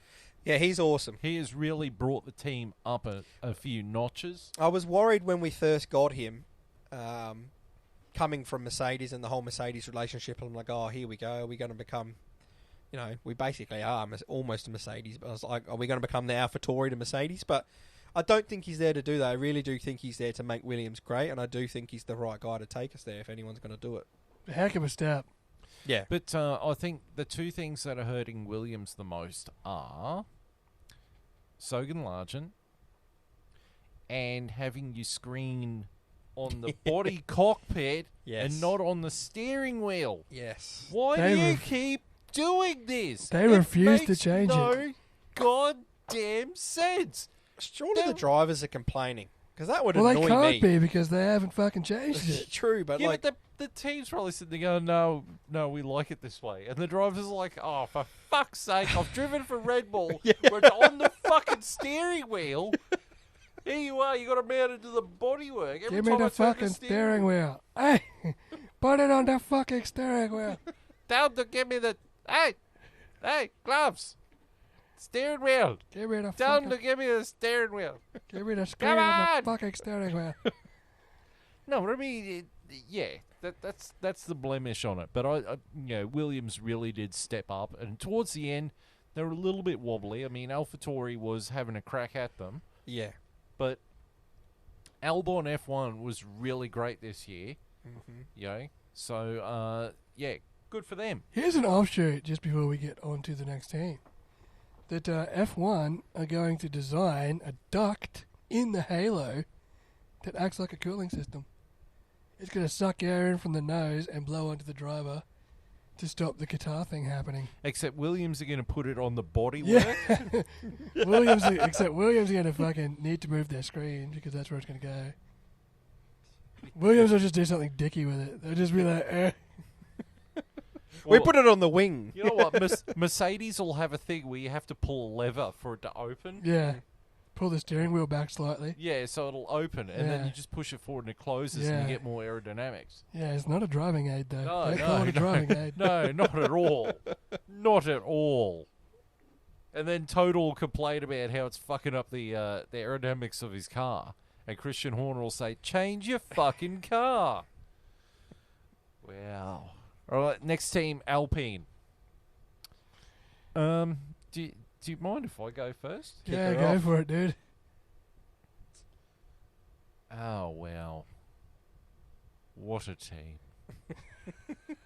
What an a team, effort. what a team, Hello, what a darkness, mighty my team. old friend. What the fuck? It's Alpine. It's hard to put into words. It's like Shall we do Aston Martin? We could just skip these fucks. it's like going to the supermarket and buying Coles brand vanilla ice cream. It's like going to the supermarket wanting a pack of fucking toilet paper because there's a cyclone coming, and there's no fucking No, toilet paper. no. Alpine is when someone goes to KFC and come back and they forgot the fucking chips. You remember the middle of fucking COVID where the only thing left in the food section was all the vegan shit? That's Alpine. I mean, you've got so much calamity with the team structure. Now you've got celebrities who've bought into the team. Those poor fuckers. There's a whole consortium of like 11 celebrities that own a part in this team. Led by Ryan Reynolds. Like, I know Ryan Reynolds is a funny man, but fuck, this is a joke, all right. This is comedy gone a little bit too far. This his best one yet. This is champagne sketch comedy. You know, and then you got two drivers that, honestly, Christ almighty, I've had the equivalent of those two drivers from the Mr. Whippy van. Two soft-serve vanilla ice creams. That's what they are. Whoa, whoa, whoa. We've spoken about Haas already.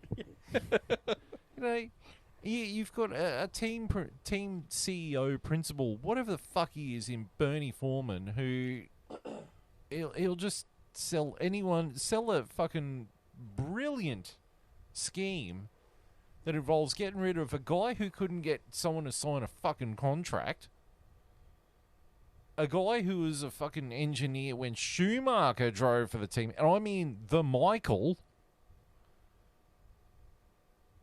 and Pat Fry. How do you lose Pat Fry? Like, I You lost don't- Piastri and Alonso and Fry. Yeah. You just, it really is just, And you replaced them with a whole bunch of celebrities. and then you've got an engine that honestly is just meh. They went backwards this year. It was the fastest engine in a straight line last year. Even their paint job was meh. Their paint job's always been meh. They Blue and need to go back to the yellow Blue and and black. pink don't work. They need to go back to Renault. Go back to Renault. Fuck Oh, Alpine. look, off. I don't give a fuck if they go back to Benetton. They could go back to Lotus. As long as I bring That'd that be cool. paint job with Yeah, them. Lotus got a good, Yeah, you good go. one. 7-Up could surely still sponsor something in 2023, couldn't it? Speaking of which, 7-Up. Has anyone had 7-Up lately? No. If you try There's it, a reason. No one drinks 7-Up. I drink That's why 7-Up. That's why they don't sponsor Formula One cars No. anymore. But I've noticed in the last year that the flavours of 7-Up and Sprite have changed. because now Sprite tastes like shitty old 7-Up, and 7-Up actually tastes like Sprite now. Aren't they the same fucking company? No, Okay. 7-Up is Pepsi, Sprite is Coke. Well, that'll be fucked. Just take the Pepsi challenge, mate. Take the Pepsi, plunge. yeah. Go see Pepsi Man. Take the Pepsi plunge. Fucking Tim last week. Jesus Oh, Christ. boy. But yeah, Alpine just they were nowhere. It's They a were- team the team is in shambles from top to bottom. Yeah, Let's be honest. and having Ryan Reynolds and all these other celebrities buy in, like you just look at them and go, Do you "What know are what you're doing?" buying? Yeah. That's what I want to ask. Yeah, Do they know what are they're you investing aware in? that you were buying a Ryan Renault? Reynolds is like investing into Wrexham. He knows what he's got. He's got a fucking fourth league English soccer team. And he's got Aviator Gin. Investing into Alpine is almost like investing into a fourth tier fucking English club too. Except it's French and it's shit.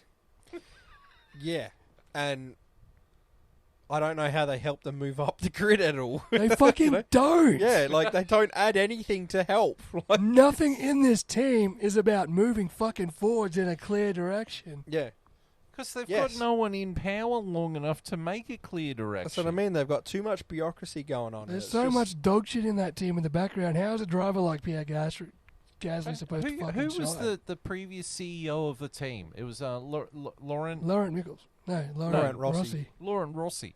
He got moved away from the team. Yeah. He's not even he's heading their Le Mans project. Which has a hell of a more of a fucking chance than its F1 project. Not by much. Not if he's in charge of it. Yeah, this team's just exactly where it fucking deserves to be, honestly. It's just French madness. Yeah. It's just a whole bunch of arrogant fuckers sitting there going, oh, I twirl on the moustache, and I drink the coffee, and I have the They've got croissant. no plan. They've got It's no going to come ambition. down to whoever the fuck steps up next year, and that person's going to be Pierre Gasly. Yeah, He but I is just the don't only think he's got saving the grace of team this behind fucking him. team. They'll get a third next year, like they do every year, where everyone starts talking about how bad the Alpine is. Then they come out and they get a podium. They always come out and get a third, and we're like, oh shit, the Alpine. And then they go back to hitting each other and not finishing races and just being a shambles for the rest of the year until we start going, gosh, Alpine really sucks. Then they fucking put in a performance where they both get P5 and P6 or something. Like that's literally how Alpine's been since I can remember. It's like Yeah. we start talking about how shit they are. They come out and they have one good race, or one of their drivers does, and you go, "Oh, okay, where They're was back. that?" Yeah, and then they just go like shit again. I'm going to sum up Alpine with one word: omni shambles. Word That's of the day. That's it. That's Alpine. Right beside Alpine in the dictionary, omni shambles.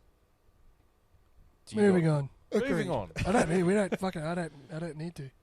All right, Aston Martin. That's a story of two fucking halves. Well, you can go for it. They had us Well. in the first half. Who the heck had us in the first half? Not gonna lie. Absolute fucking rocket ship out of the box. Fernando Alonso actually looked like his old self. He was the only one taking it to Max for a bit. I mean, Max was dominating, but he was second. Yeah, I think this team is going to be really fucking disappointed the way they fell off at the end of the year. Obviously, they did a Haas from last year and spent all their development tokens straight up and then didn't have anything left to develop the car. So, Well, they did actually come up with upgrades. yeah, the upgrades actually made the car worse. Yeah. So they took the upgrades off and just fucking raced with the old spec, and the car started was good again. Yeah. They were up there battling the McLarens at the end. So maybe next year just don't put any upgrades on the fucking. Save your tokens for something else, because obviously upgrades ain't your forte. Brody.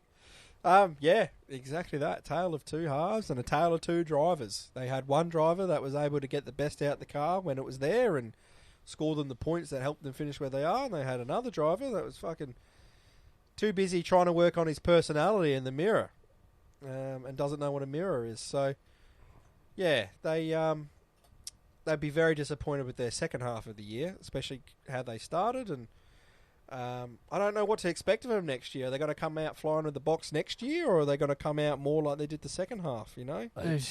I reckon they come out with a very similar car to the one they've got now. So, Aston Martin for me. Now, I've put up a photo. I'm not going to put a photo up of her, but there's an actress named Kim Director. Is her last name actually Director? Yes, Is it she is. actually? She's not directing the movie, she's No, just acting she's in an it. actress. She was. That's in, when she's Kim Actor. she was. She was in Blair. Kim Producer? She was in Blair Witch 2, Book of Shadows. I Right. never even watched Blair Witch 1, but okay. She Right. looks nice. She looks very nice, and that's my point about Aston Martin. It'd be kind of like me hooking up with her, Punching I above just- your weight. punching above my weight, and blowing my load too early. That's exactly. That's the best analogy we've had all fucking night. That's What I'm saying is, I got a good 30 seconds in me, and then I'm fucking done. roll over, go to sleep. Yeah. That's the Fuck, end of it. fuck, that looks good for the time I had it. That's Aston Martin. Fuck, that was good while it lasted. Pretty much. I Yeah, don't need to add anything more. That's the fucking end of that. That's Aston Martin. That was their year. Fuck. It looked great on the podium. Fernando Alonso looked good getting all these fucking P2s. And and then we got to the bedroom and done. and then there was the part where, like, Lance Stroll, are you just going to go pick up a tennis racket next year? And that was it. And Pretty then- Alonso went from, gee, this car is great, to this car is a piece of shit. Literally. He literally did. And he's just like, you know, it was just Fernando Alonso being Fernando Alonso. And then you got Lance Stroll, who, Did last Stroll Right, go That was podium? the worst patch of his career. what, Lance Stroll. what, that bit between his eyebrows? The fucking that stretch between, like, fucking Singapore Between his and- ears that he called a beard. No. Like, he was gone. He was yeah. out of the fucking sport. And then last That's two races, the worst I've seen him drive. And then he changed his mind and we're all fucked again. And he changed his mind. And he actually started driving well, because I'm pretty sure he got P6 in Abu Dhabi. Yeah, he got I P5. fucking I hope believe. not. P5, Yeah. I believe he got. No, in he Abu Dhabi. fucking, he did well at the end of the year. Like, once he recommitted, like, he was good. Oh, he fucking did too. No, Alonso he didn't. got 7th. No, he in got Stroll 10th. He Yeah, got well, 10th he was, in Abu Dhabi. but I'm pretty sure he got 7th in. He got 7th in, maybe it was Vegas. I don't know. The one before that, yeah. Yeah, These last two races, he turned up. yeah. Oh, I'm glad he turned up at the start and the end. Nowhere in the middle. It's like Bathurst. You watch the first 10 laps and the last 10 laps. So you watch Bathurst. Show up for the first 5 races and the last 5 races. I did a Formula 1 championship. I did the championship. You can when your dad owns the team. Simmed it. It's like fucking beer pro mode on fucking NHL or Madden. It's like I'll play the first 5 games, get my stats looking good, then I'll sim the season to the playoffs. Take back over. 100%. Yeah. Right, then we're going to move on to the Maccas, McLaren. If there was one team that really turned it around this year and just had the most significant turnaround of any team in the history of F1, McLaren is it. You know what McLaren was this year?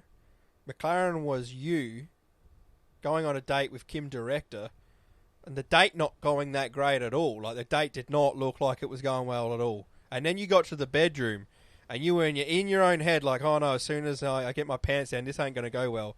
And then you fucking went in there, and you smashed it. I got in there, Lewis. 10-star performance. You were on the podium, baby. Oh, mate. Oh, yeah. You were Podium. spraying the champers by the end, buddy. Spraying something else, too, but yeah. Jesus Christ. JB, take us away with McLaren. Wow. What a fucking turnaround. I am so proud of these motherfuckers. What they did in 2021, where they had that 45-degree slide off at the end of the season, this was the fucking opposite. From Silverstone onwards, man, whatever those technicians did whatever magic wands they wove back at Woking, this car came alive, and we already knew that Lando Norris and Oscar Piastri were the best driver pairing on the grid. Once the car was under them enough to show it, holy fuck, like, this thing was on the podium every race for like 6 races straight. It was fucking unreal, and I just fucking hope that whatever this thing went into the winter break as, it comes out of the winter break as.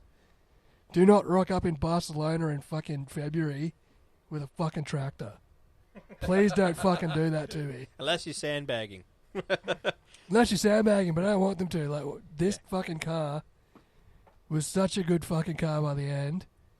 Whatever they've done to it, just minor tweak it in the winter and fucking hit the ground running next year and take off after the Red Bulls, because I know Mercedes is going to take a step forwards and Ferrari's probably going to take a step forwards. Just keep the momentum going. Well, you got your wind tunnel now, correct? Yes.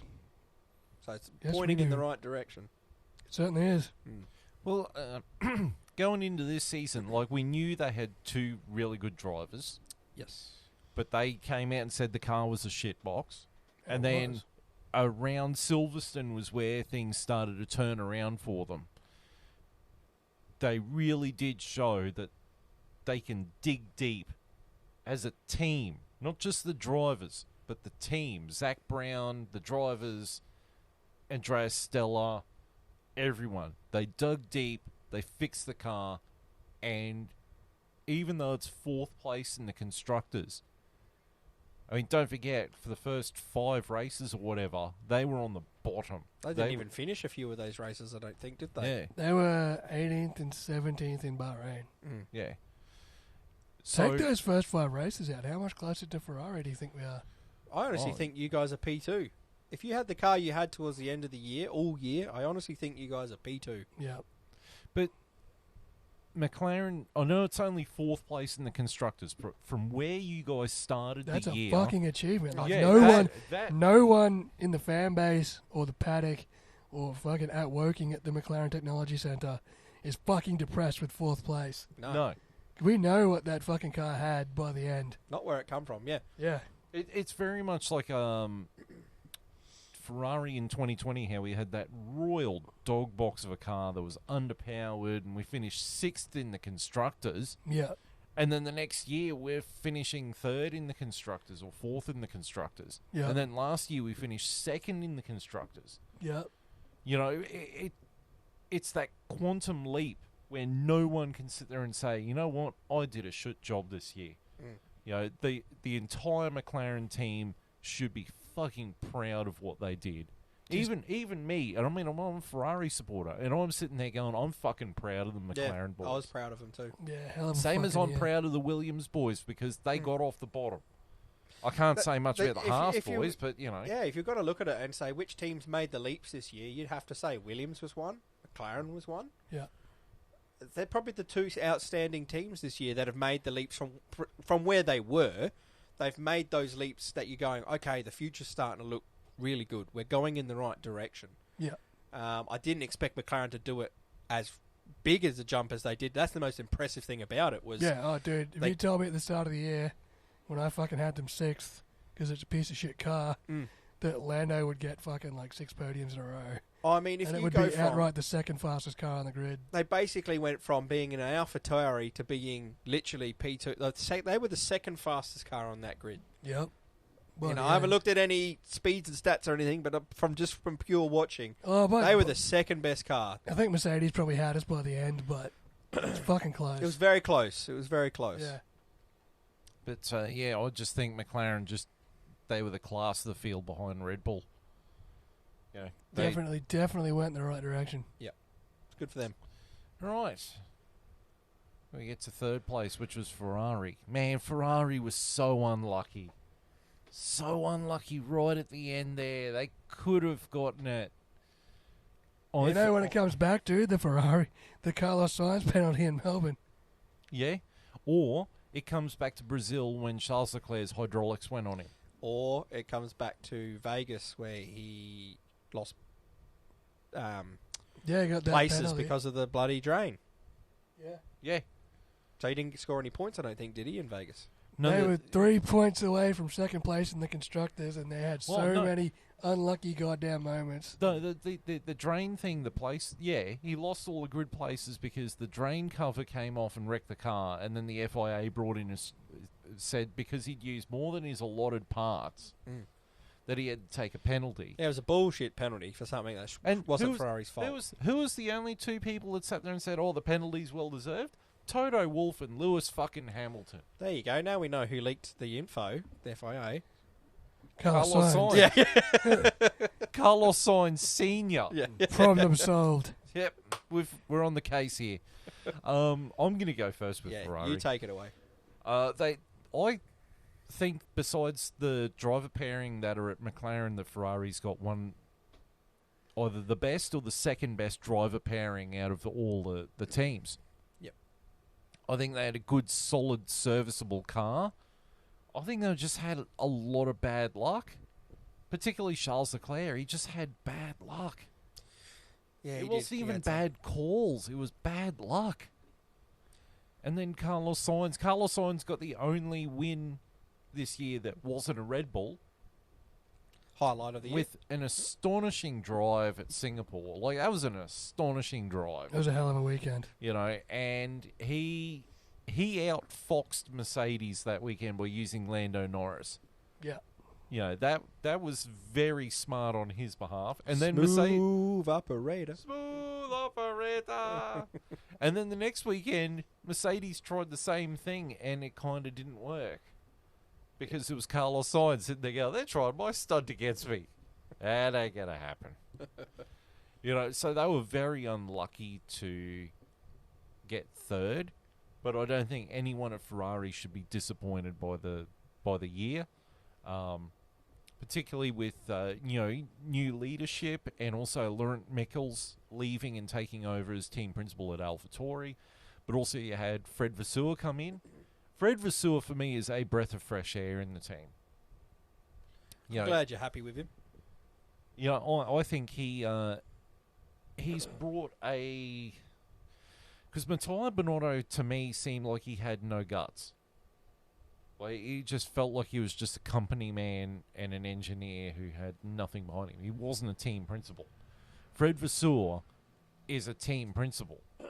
Yep. He's a guy who can lead the team and lead it efficiently and effectively. So that's my thoughts on it. I think Ferrari can step up another gear if they can just find some good luck. Yeah, maybe some good luck and some more consistency overall. As much as I agree with you, I think their driver pairing is one of the best on the grids. Sometimes they both lack a bit of consistency, whether it would be Charles keeping it on the track or Carlos with his pace. You know what I mean? Like, they both sort of just have these... They have these amazing races where they win at Singapore, or, you know, like we've seen Charles Leclerc win great races or take pole. I mean, how many poles did Charles Leclerc take this year? He probably ended up with a few. As Like many as 7? Verstappen. Like 7, I think. he took you know, like these guys are quick and good on their day. I would just love to see them like nail the execution the way Verstappen does for Red Bull. You know how he's so onto every detail. I think that's the fundamental issue with the Ferrari, and it's been a fundamental issue with the Ferrari car for a few years now, is that it's very good in one lap. It does one lap really well, but it can't sustain the tyres for more than one lap. Yep. Haas is the same problem. Yeah, well, because it's a Ferrari with a Dallara chassis on it. It's a shitbox. Yep. You know, and I think the same thing for the Alfa Romeo too, because they do the same thing. They got a few parts that come from Ferrari. But the Ferrari just needs to get more life out of its tyres. Once they crack that nut, you know, it's going to be a night with Kim Director. I can't disagree. Yeah, JB? Yeah, I don't think you can have anything but motivation for next year. Knowing how much bad luck you had and you finished 3 points behind Mercedes. That's got to fucking hurt. Yeah, you know the what? fact that it came down to the last race and you fucking nearly had them, but you didn't quite have them, and then you go back and all the fucking penalties that Carlos had, and all the little nitty-gritty fuck-ups that Charles had. I don't think you can be anything but motivated going into next year. surely it gives them a bit more fire the season they had. I honestly think it's probably better for them to have finished third than second by that amount of points with the amount of unluck they had, because it might give them that extra bit of fire in the belly going into next year. As if they had come away with P2, they might have had a bit of a relieved feeling, like, "Phew, scrape that through." Yeah. Where now it's like, Yeah. "Oh no, Yeah. we Mercedes missed fucking, out. We got Mercedes did not fucking deserve second place in the championship. no." Ferrari lost second place more than Mercedes fucking won it. Yeah. And if that's not far enough for next year, then fucking what are you doing in the sport? Yeah. Like, go out and fucking get it. So Mercedes. I think you summed it up really well just then. They didn't deserve second place. It's They hard to just were- fucking... They didn't. They fucking overachieved.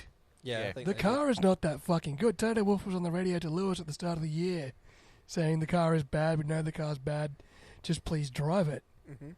And they fucking got second in the championship. Yep. So who dropped the fucking ball there? Everyone else?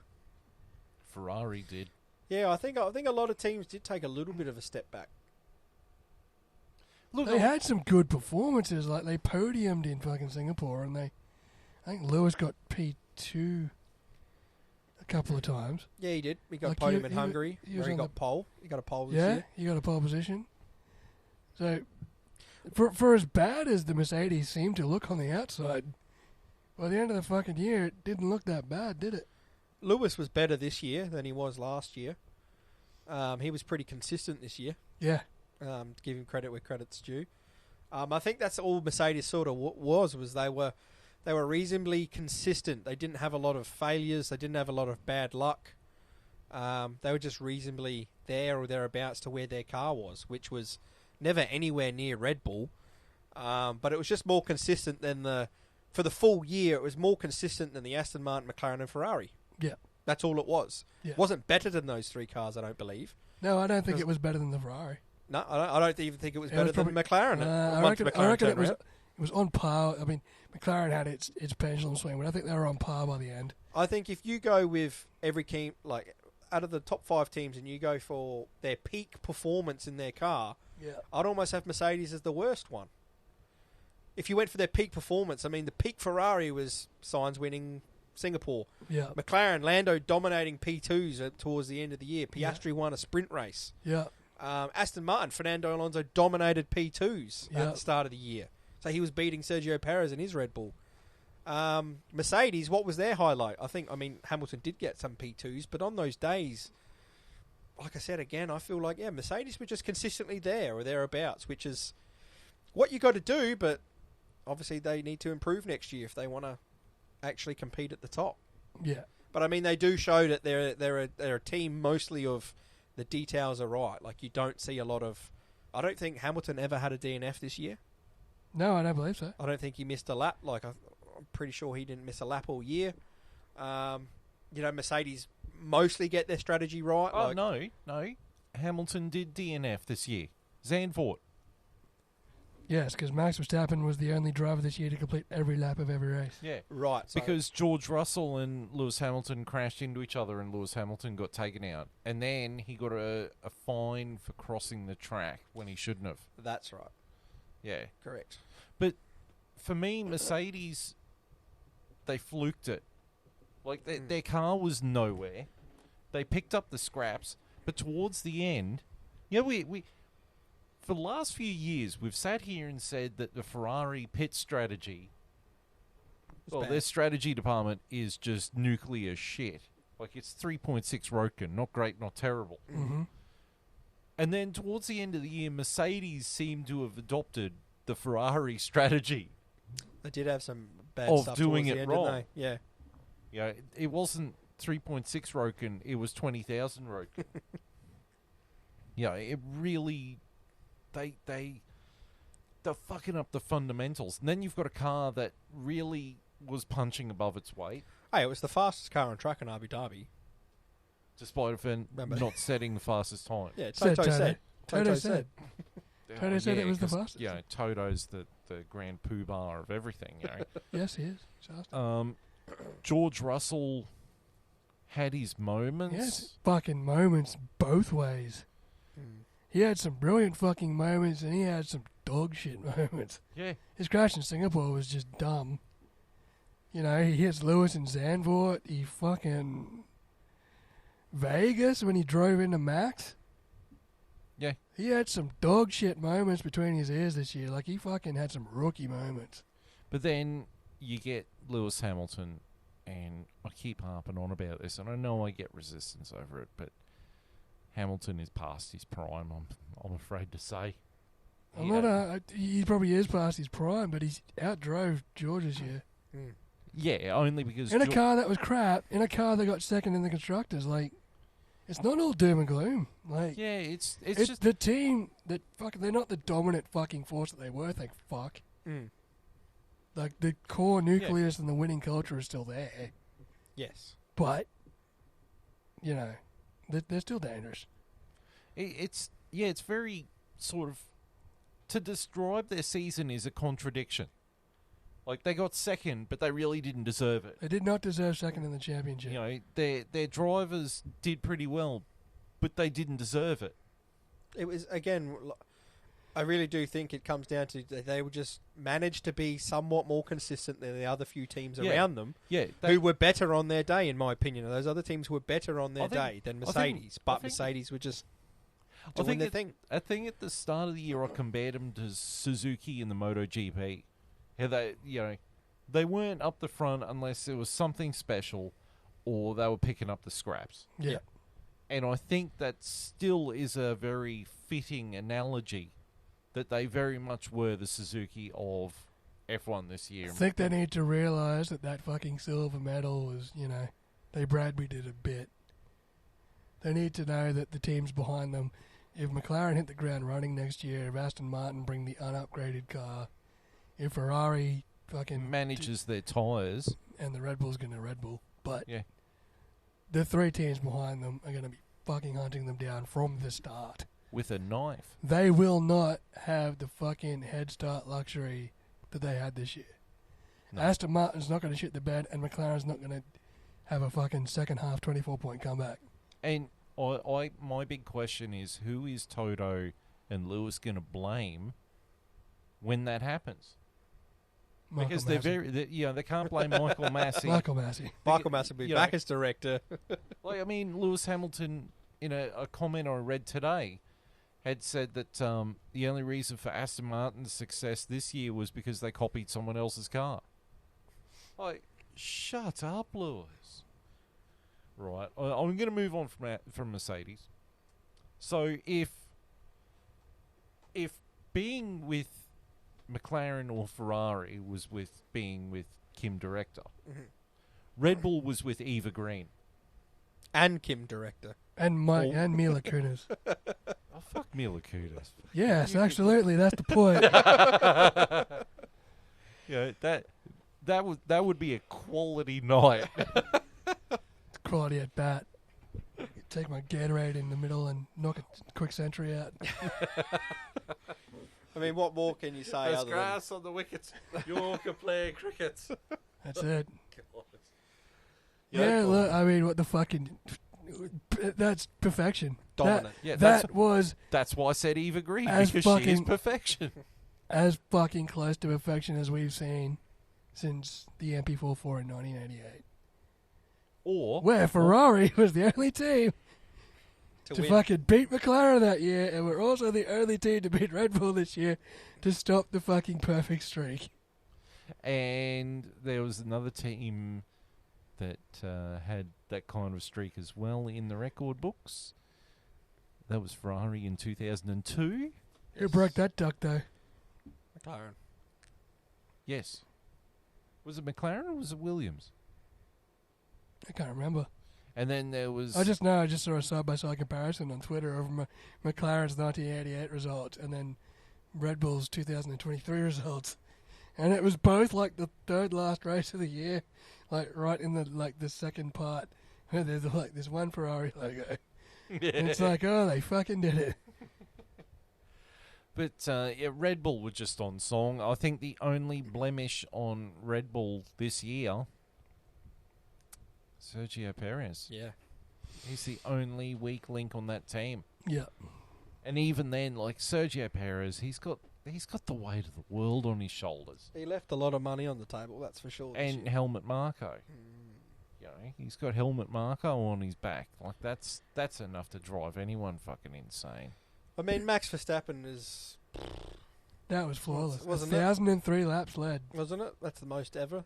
That's He's just, He broke every record. I mean- it was the most race wins in a season, the most laps led in a season ever, the most points by a championship winning driver, the highest winning percentage ever. Fucking. He had 8 records and he broke them all. he's going to go down as one of the GOATs. He already is. Oh, mate, give him a couple more championships. He'll be unquestionably. Yep. Yeah.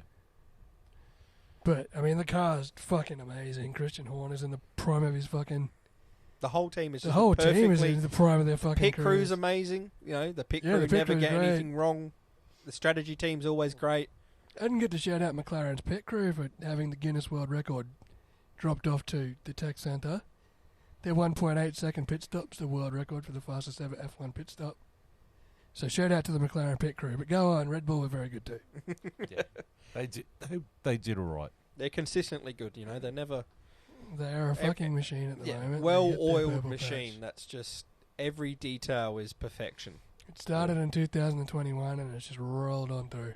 Yeah. She goes all right. She goes all right, man. That thing's a beast. And the early signs of the RB20 is that it's a fucking rocket.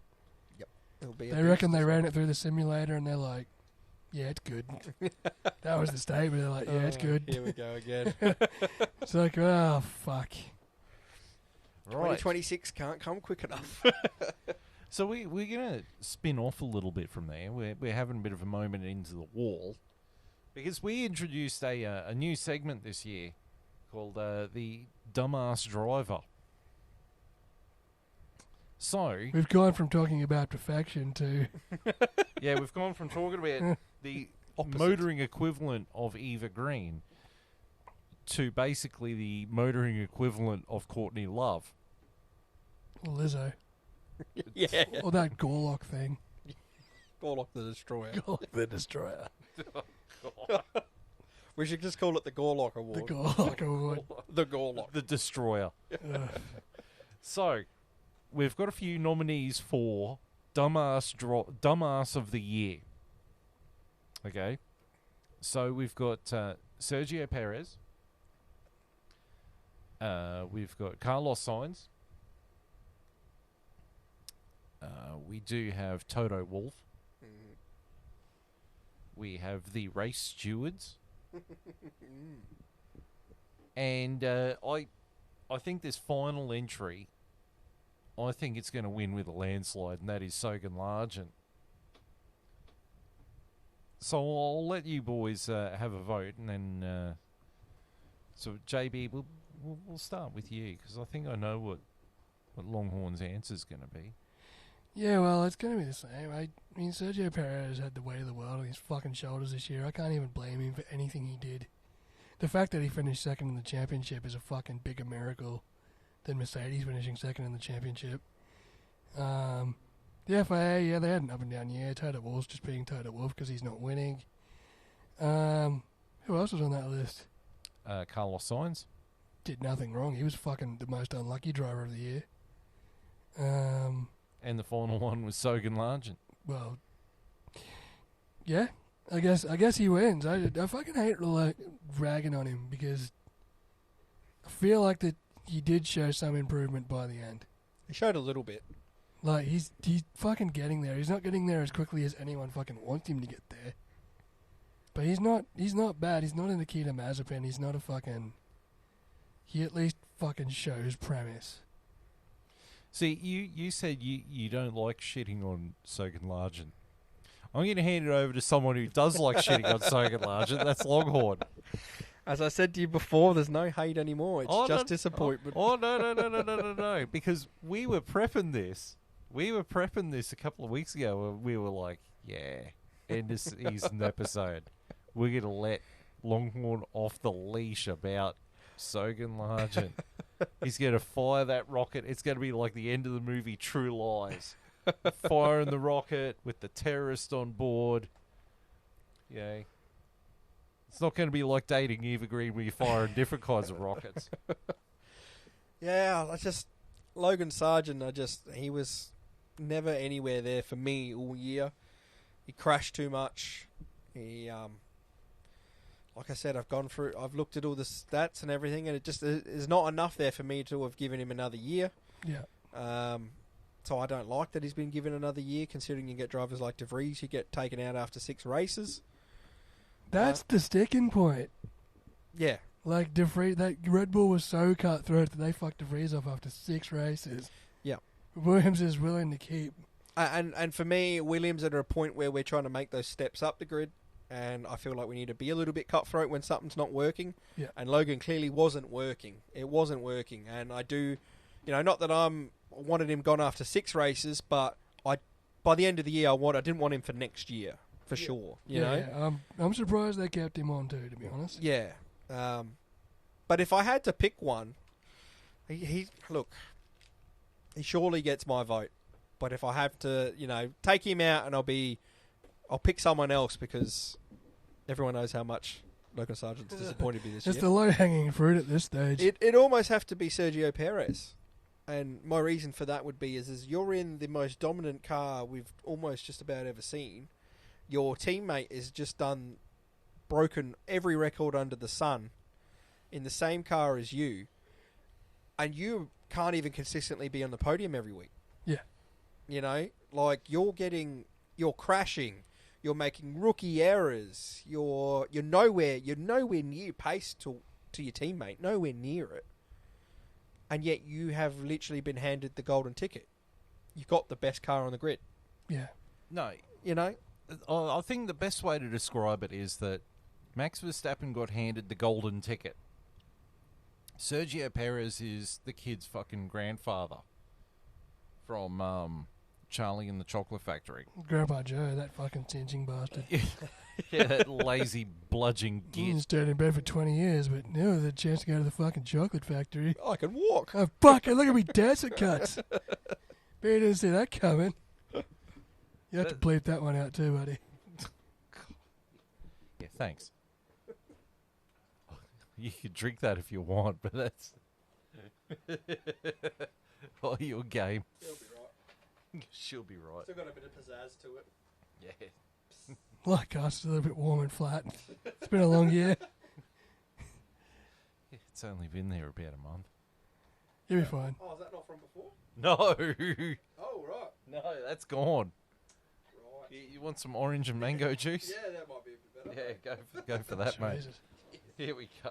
Riveting F1 chat conversation about which juice I'll have. You boys continue the conversation. Well, okay, all right. Well, I was going to talk about, who was the best rookie of the season. That's a piss in. that's a fucking own goal, isn't it? That's a fucking That's piss the in. Piastri. Brilliant fucking year. Yeah, look, the kid, we've been saying it all year, the kid is a blue chipper. He's And a once- fucking beast. He's a fucking beast. And once he had the car underneath him, He won the sprint race at Qatar. He technically won a race for McLaren, yeah, which is something Lando hasn't done still. your great white hope, Lando. He'll He be still back hasn't next won a race for year. McLaren. Yeah, he'll be back next year. Turns out he's still a vanilla soft serve. Oh! I don't count sprint races, by the way. I openly said I don't count sprint races as a win, but What I miss? Shots fired, bro. we're talking about Sergio, and he was sort of didn't set the world on fire. He just had the weight of the world on his shoulders. Like, that dude was under so much fucking pressure. No, we were just talking about From Piastri. inside and outside. We were and just then- talking about Piastri. And then we fucking switched to Rookie of the Year, which is Right. an absolute fucking piss in. Easy as piss in Just the window. because he had the headphones off doesn't mean he can't hear what we're fucking saying. He literally came back inside and said, "What did I miss?" He was only gone 2 seconds. We had finished talking about Perez and had begun talking about Piastri. As rookie of the year. I think Perez is being unfairly targeted. Really? Yes. Nah. Yes. Nah. Dude, got second in the championship. from helmet, yeah. Got but second in the championship. I don't think he deserves to be on any shit list. do you think the criticism we've given him is unfair, though? He fucking got criticism from all sides. I feel sorry for him. Right. I honestly fucking do. Anyway, Piastri, fucking beast. I think the most unlucky rookie of the year was Liam Lawson. Nick DeVries getting cut. Yeah. Yeah, no, Liam Lawson, seriously. Yeah. Fucking goes in, scores points, gets cut. Yeah. Yeah. Like, if there was a driver that Williams should be looking at to replace Logan Sargent, Liam Lawson would have been it. You know what would happen, though? Liam Lawson would sign with Williams and do fucking terrible. Yeah, and he'd get suck. cut 10 races No, he'd get no. cut. If Logan Sargent could see out a year and get another year, gosh, the leash is long. Imagine going to your job every day and fucking up, but still keeping your job. Welcome to my work. You work for Williams. Welcome to the F1 chat. Yeah, Yeah, we all. pretty much.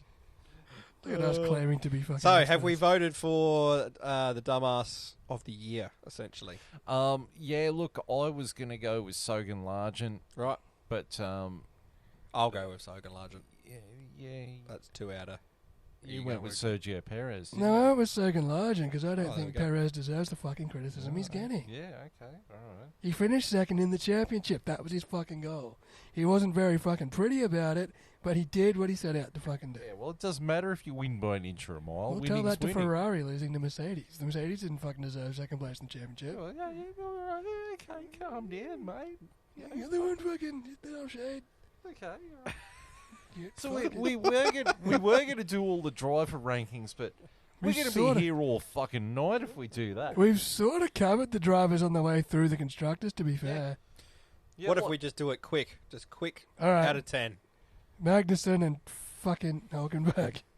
That's Magnussen, I'll give a 3.5. Hulk, I gave 2, and Magnussen, I gave 2. Yep. Yeah, I'm going to give them ones. I'll give them 3s each. 1 out. Nah, they're not that bad. Okay. Fuck it. Valtteri and Zhou Guanyu. Oh my god.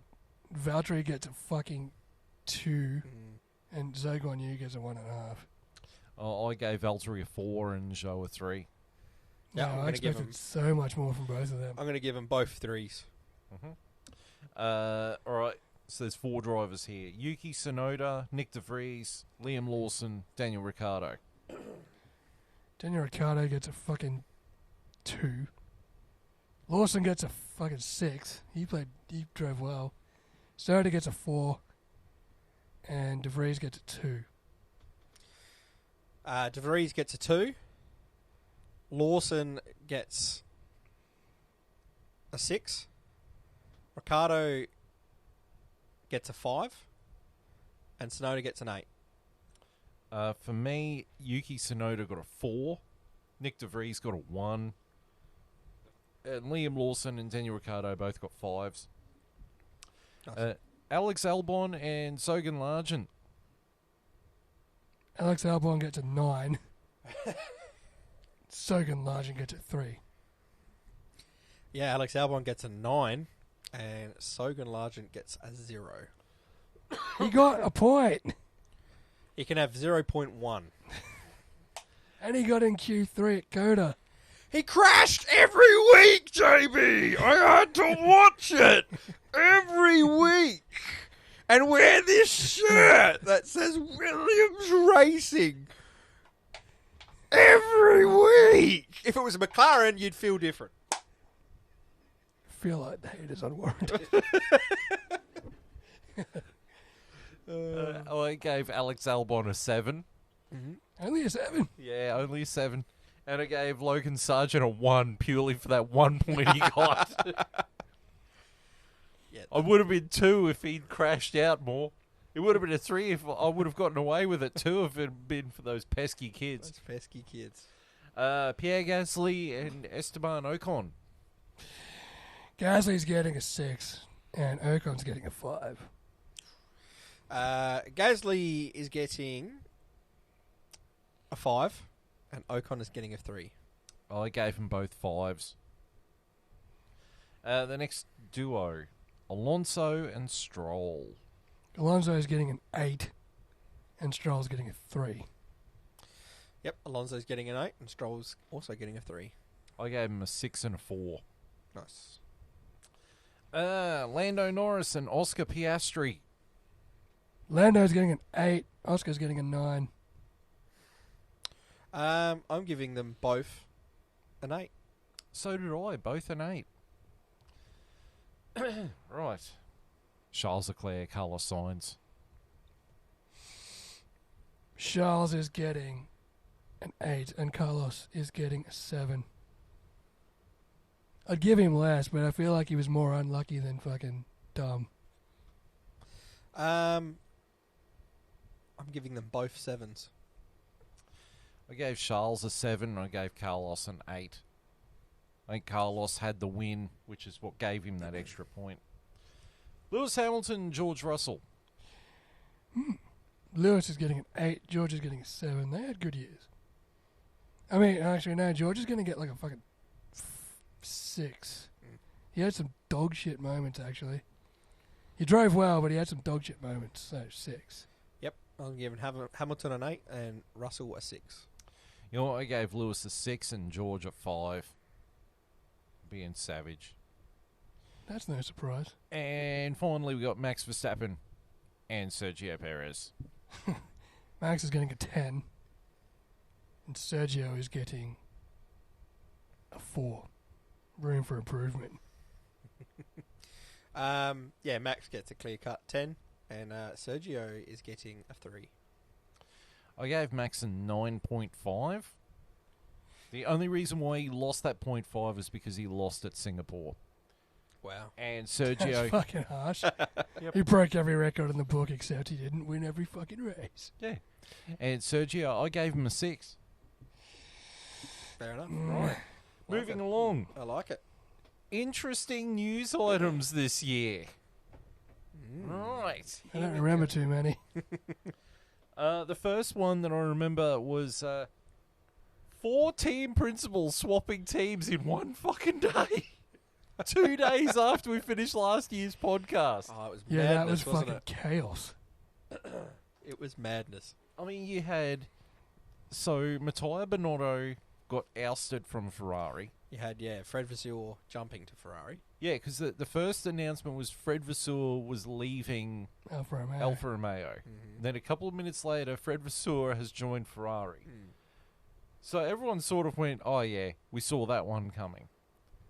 Then it was revealed that Andreas Seidel It's going to Alfa Romeo.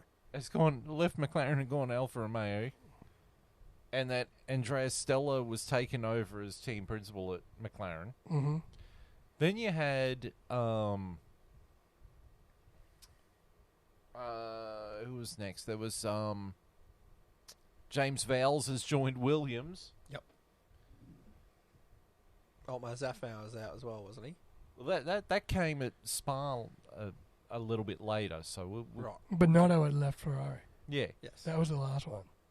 yeah. No, he started the dominoes. Yeah. Yeah. So there was the 4 team principals in one day. Yeah, that was sheer chaos.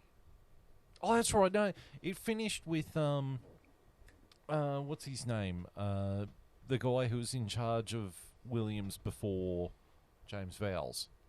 Oh, Jos Capito. Yeah, Jos Capito and his mate FX Yes. had left Williams. Both left. Yep. Yeah. So that, Yeah, that was, that's right. Jos was out of nowhere. We weren't expecting that whatsoever. No.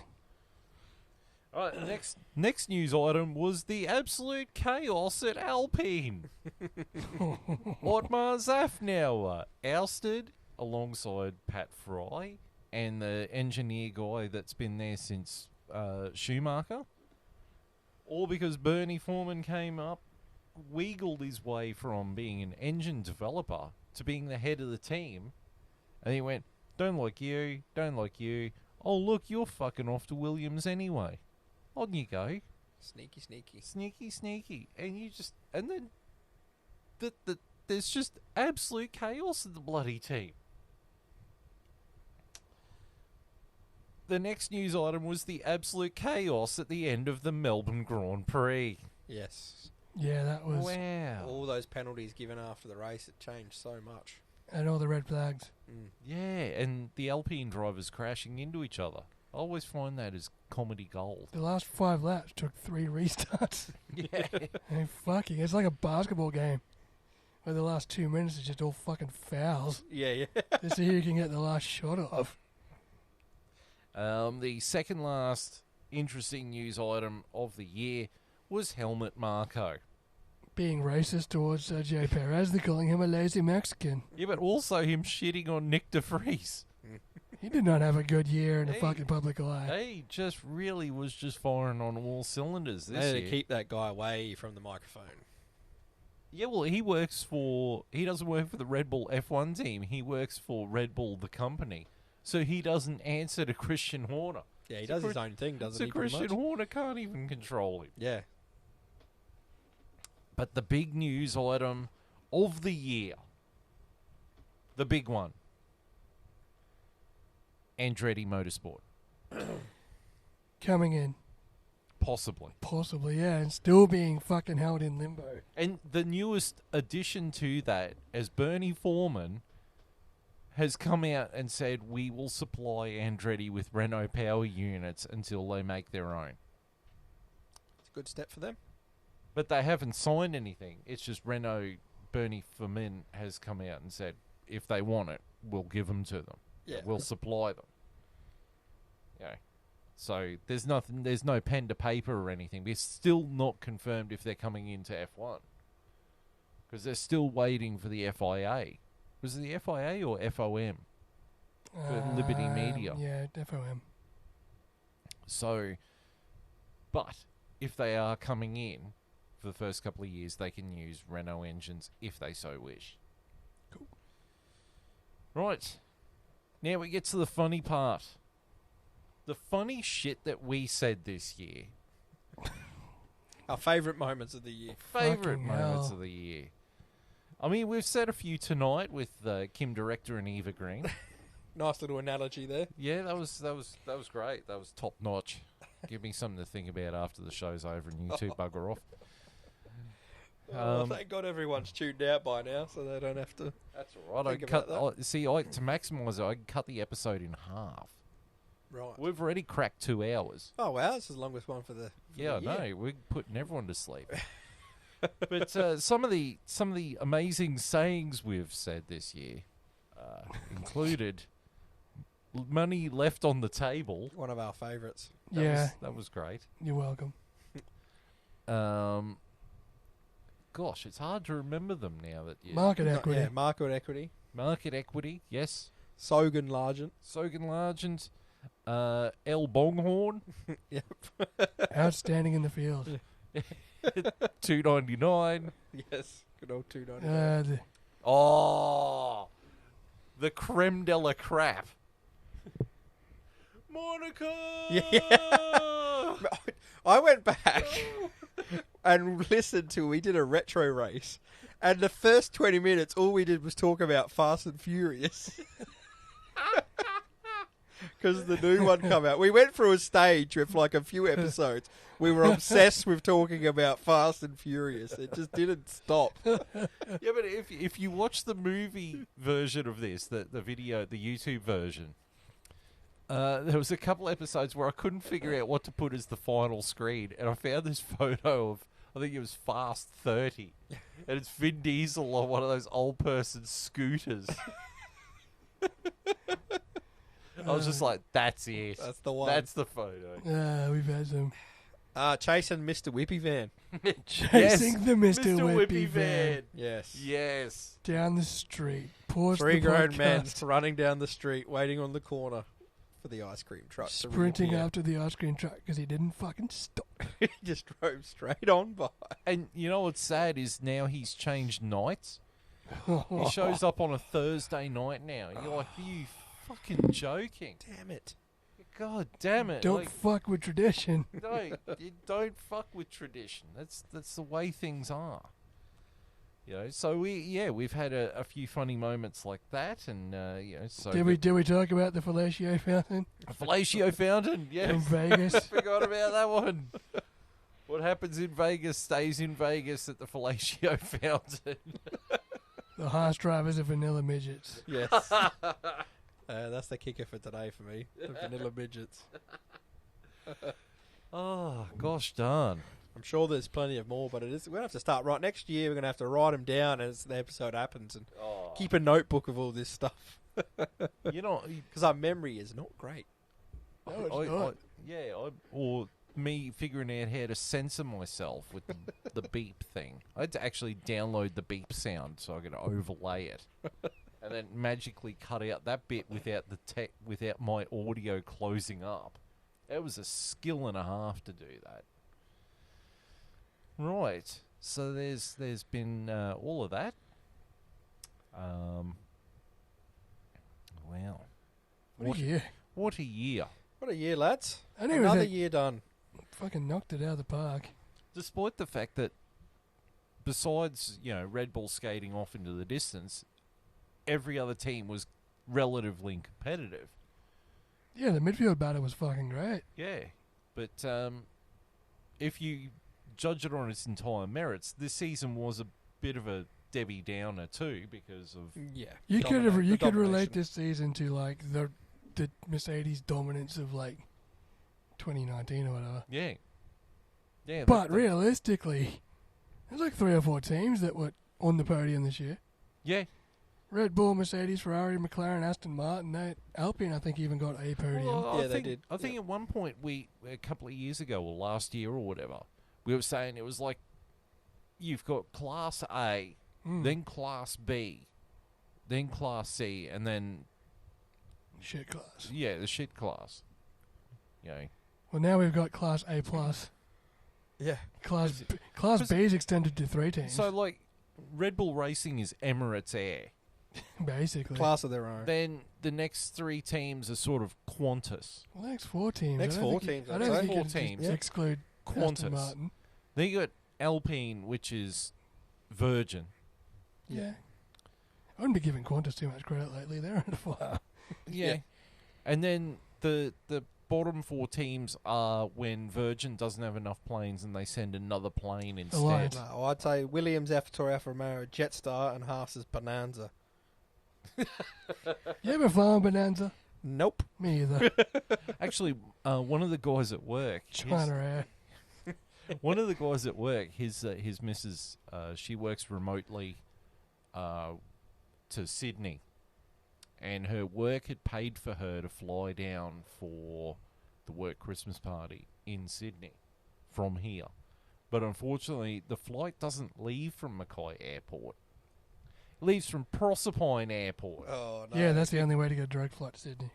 Yeah, through Bonza. Yep. So she was going to drive down to Proserpine to fly down to Thing because they got the flight on Bonza. Mm. Then she hurt her back, so then he was going to drive her down to Proserpine. I dropped him home so he could drive to Proserpine. He was back at work an hour later going, nah, not after she wrecked her back. She's staying fucking put. Cool. Fucking hell. Yeah. So, yeah. But, no, it's been a relatively good year this year. It has been pretty decent, yeah. Yeah, and the podcast, it's been really enjoyable doing the podcast again this year, and hopefully we can all return next year and do it all over again. We shall be back. We shall give it a crack, Another boys. season. One last thing, I do want to send my love and prayers to my girlfriend Carol and her family. Unfortunately, her mum is not well at all.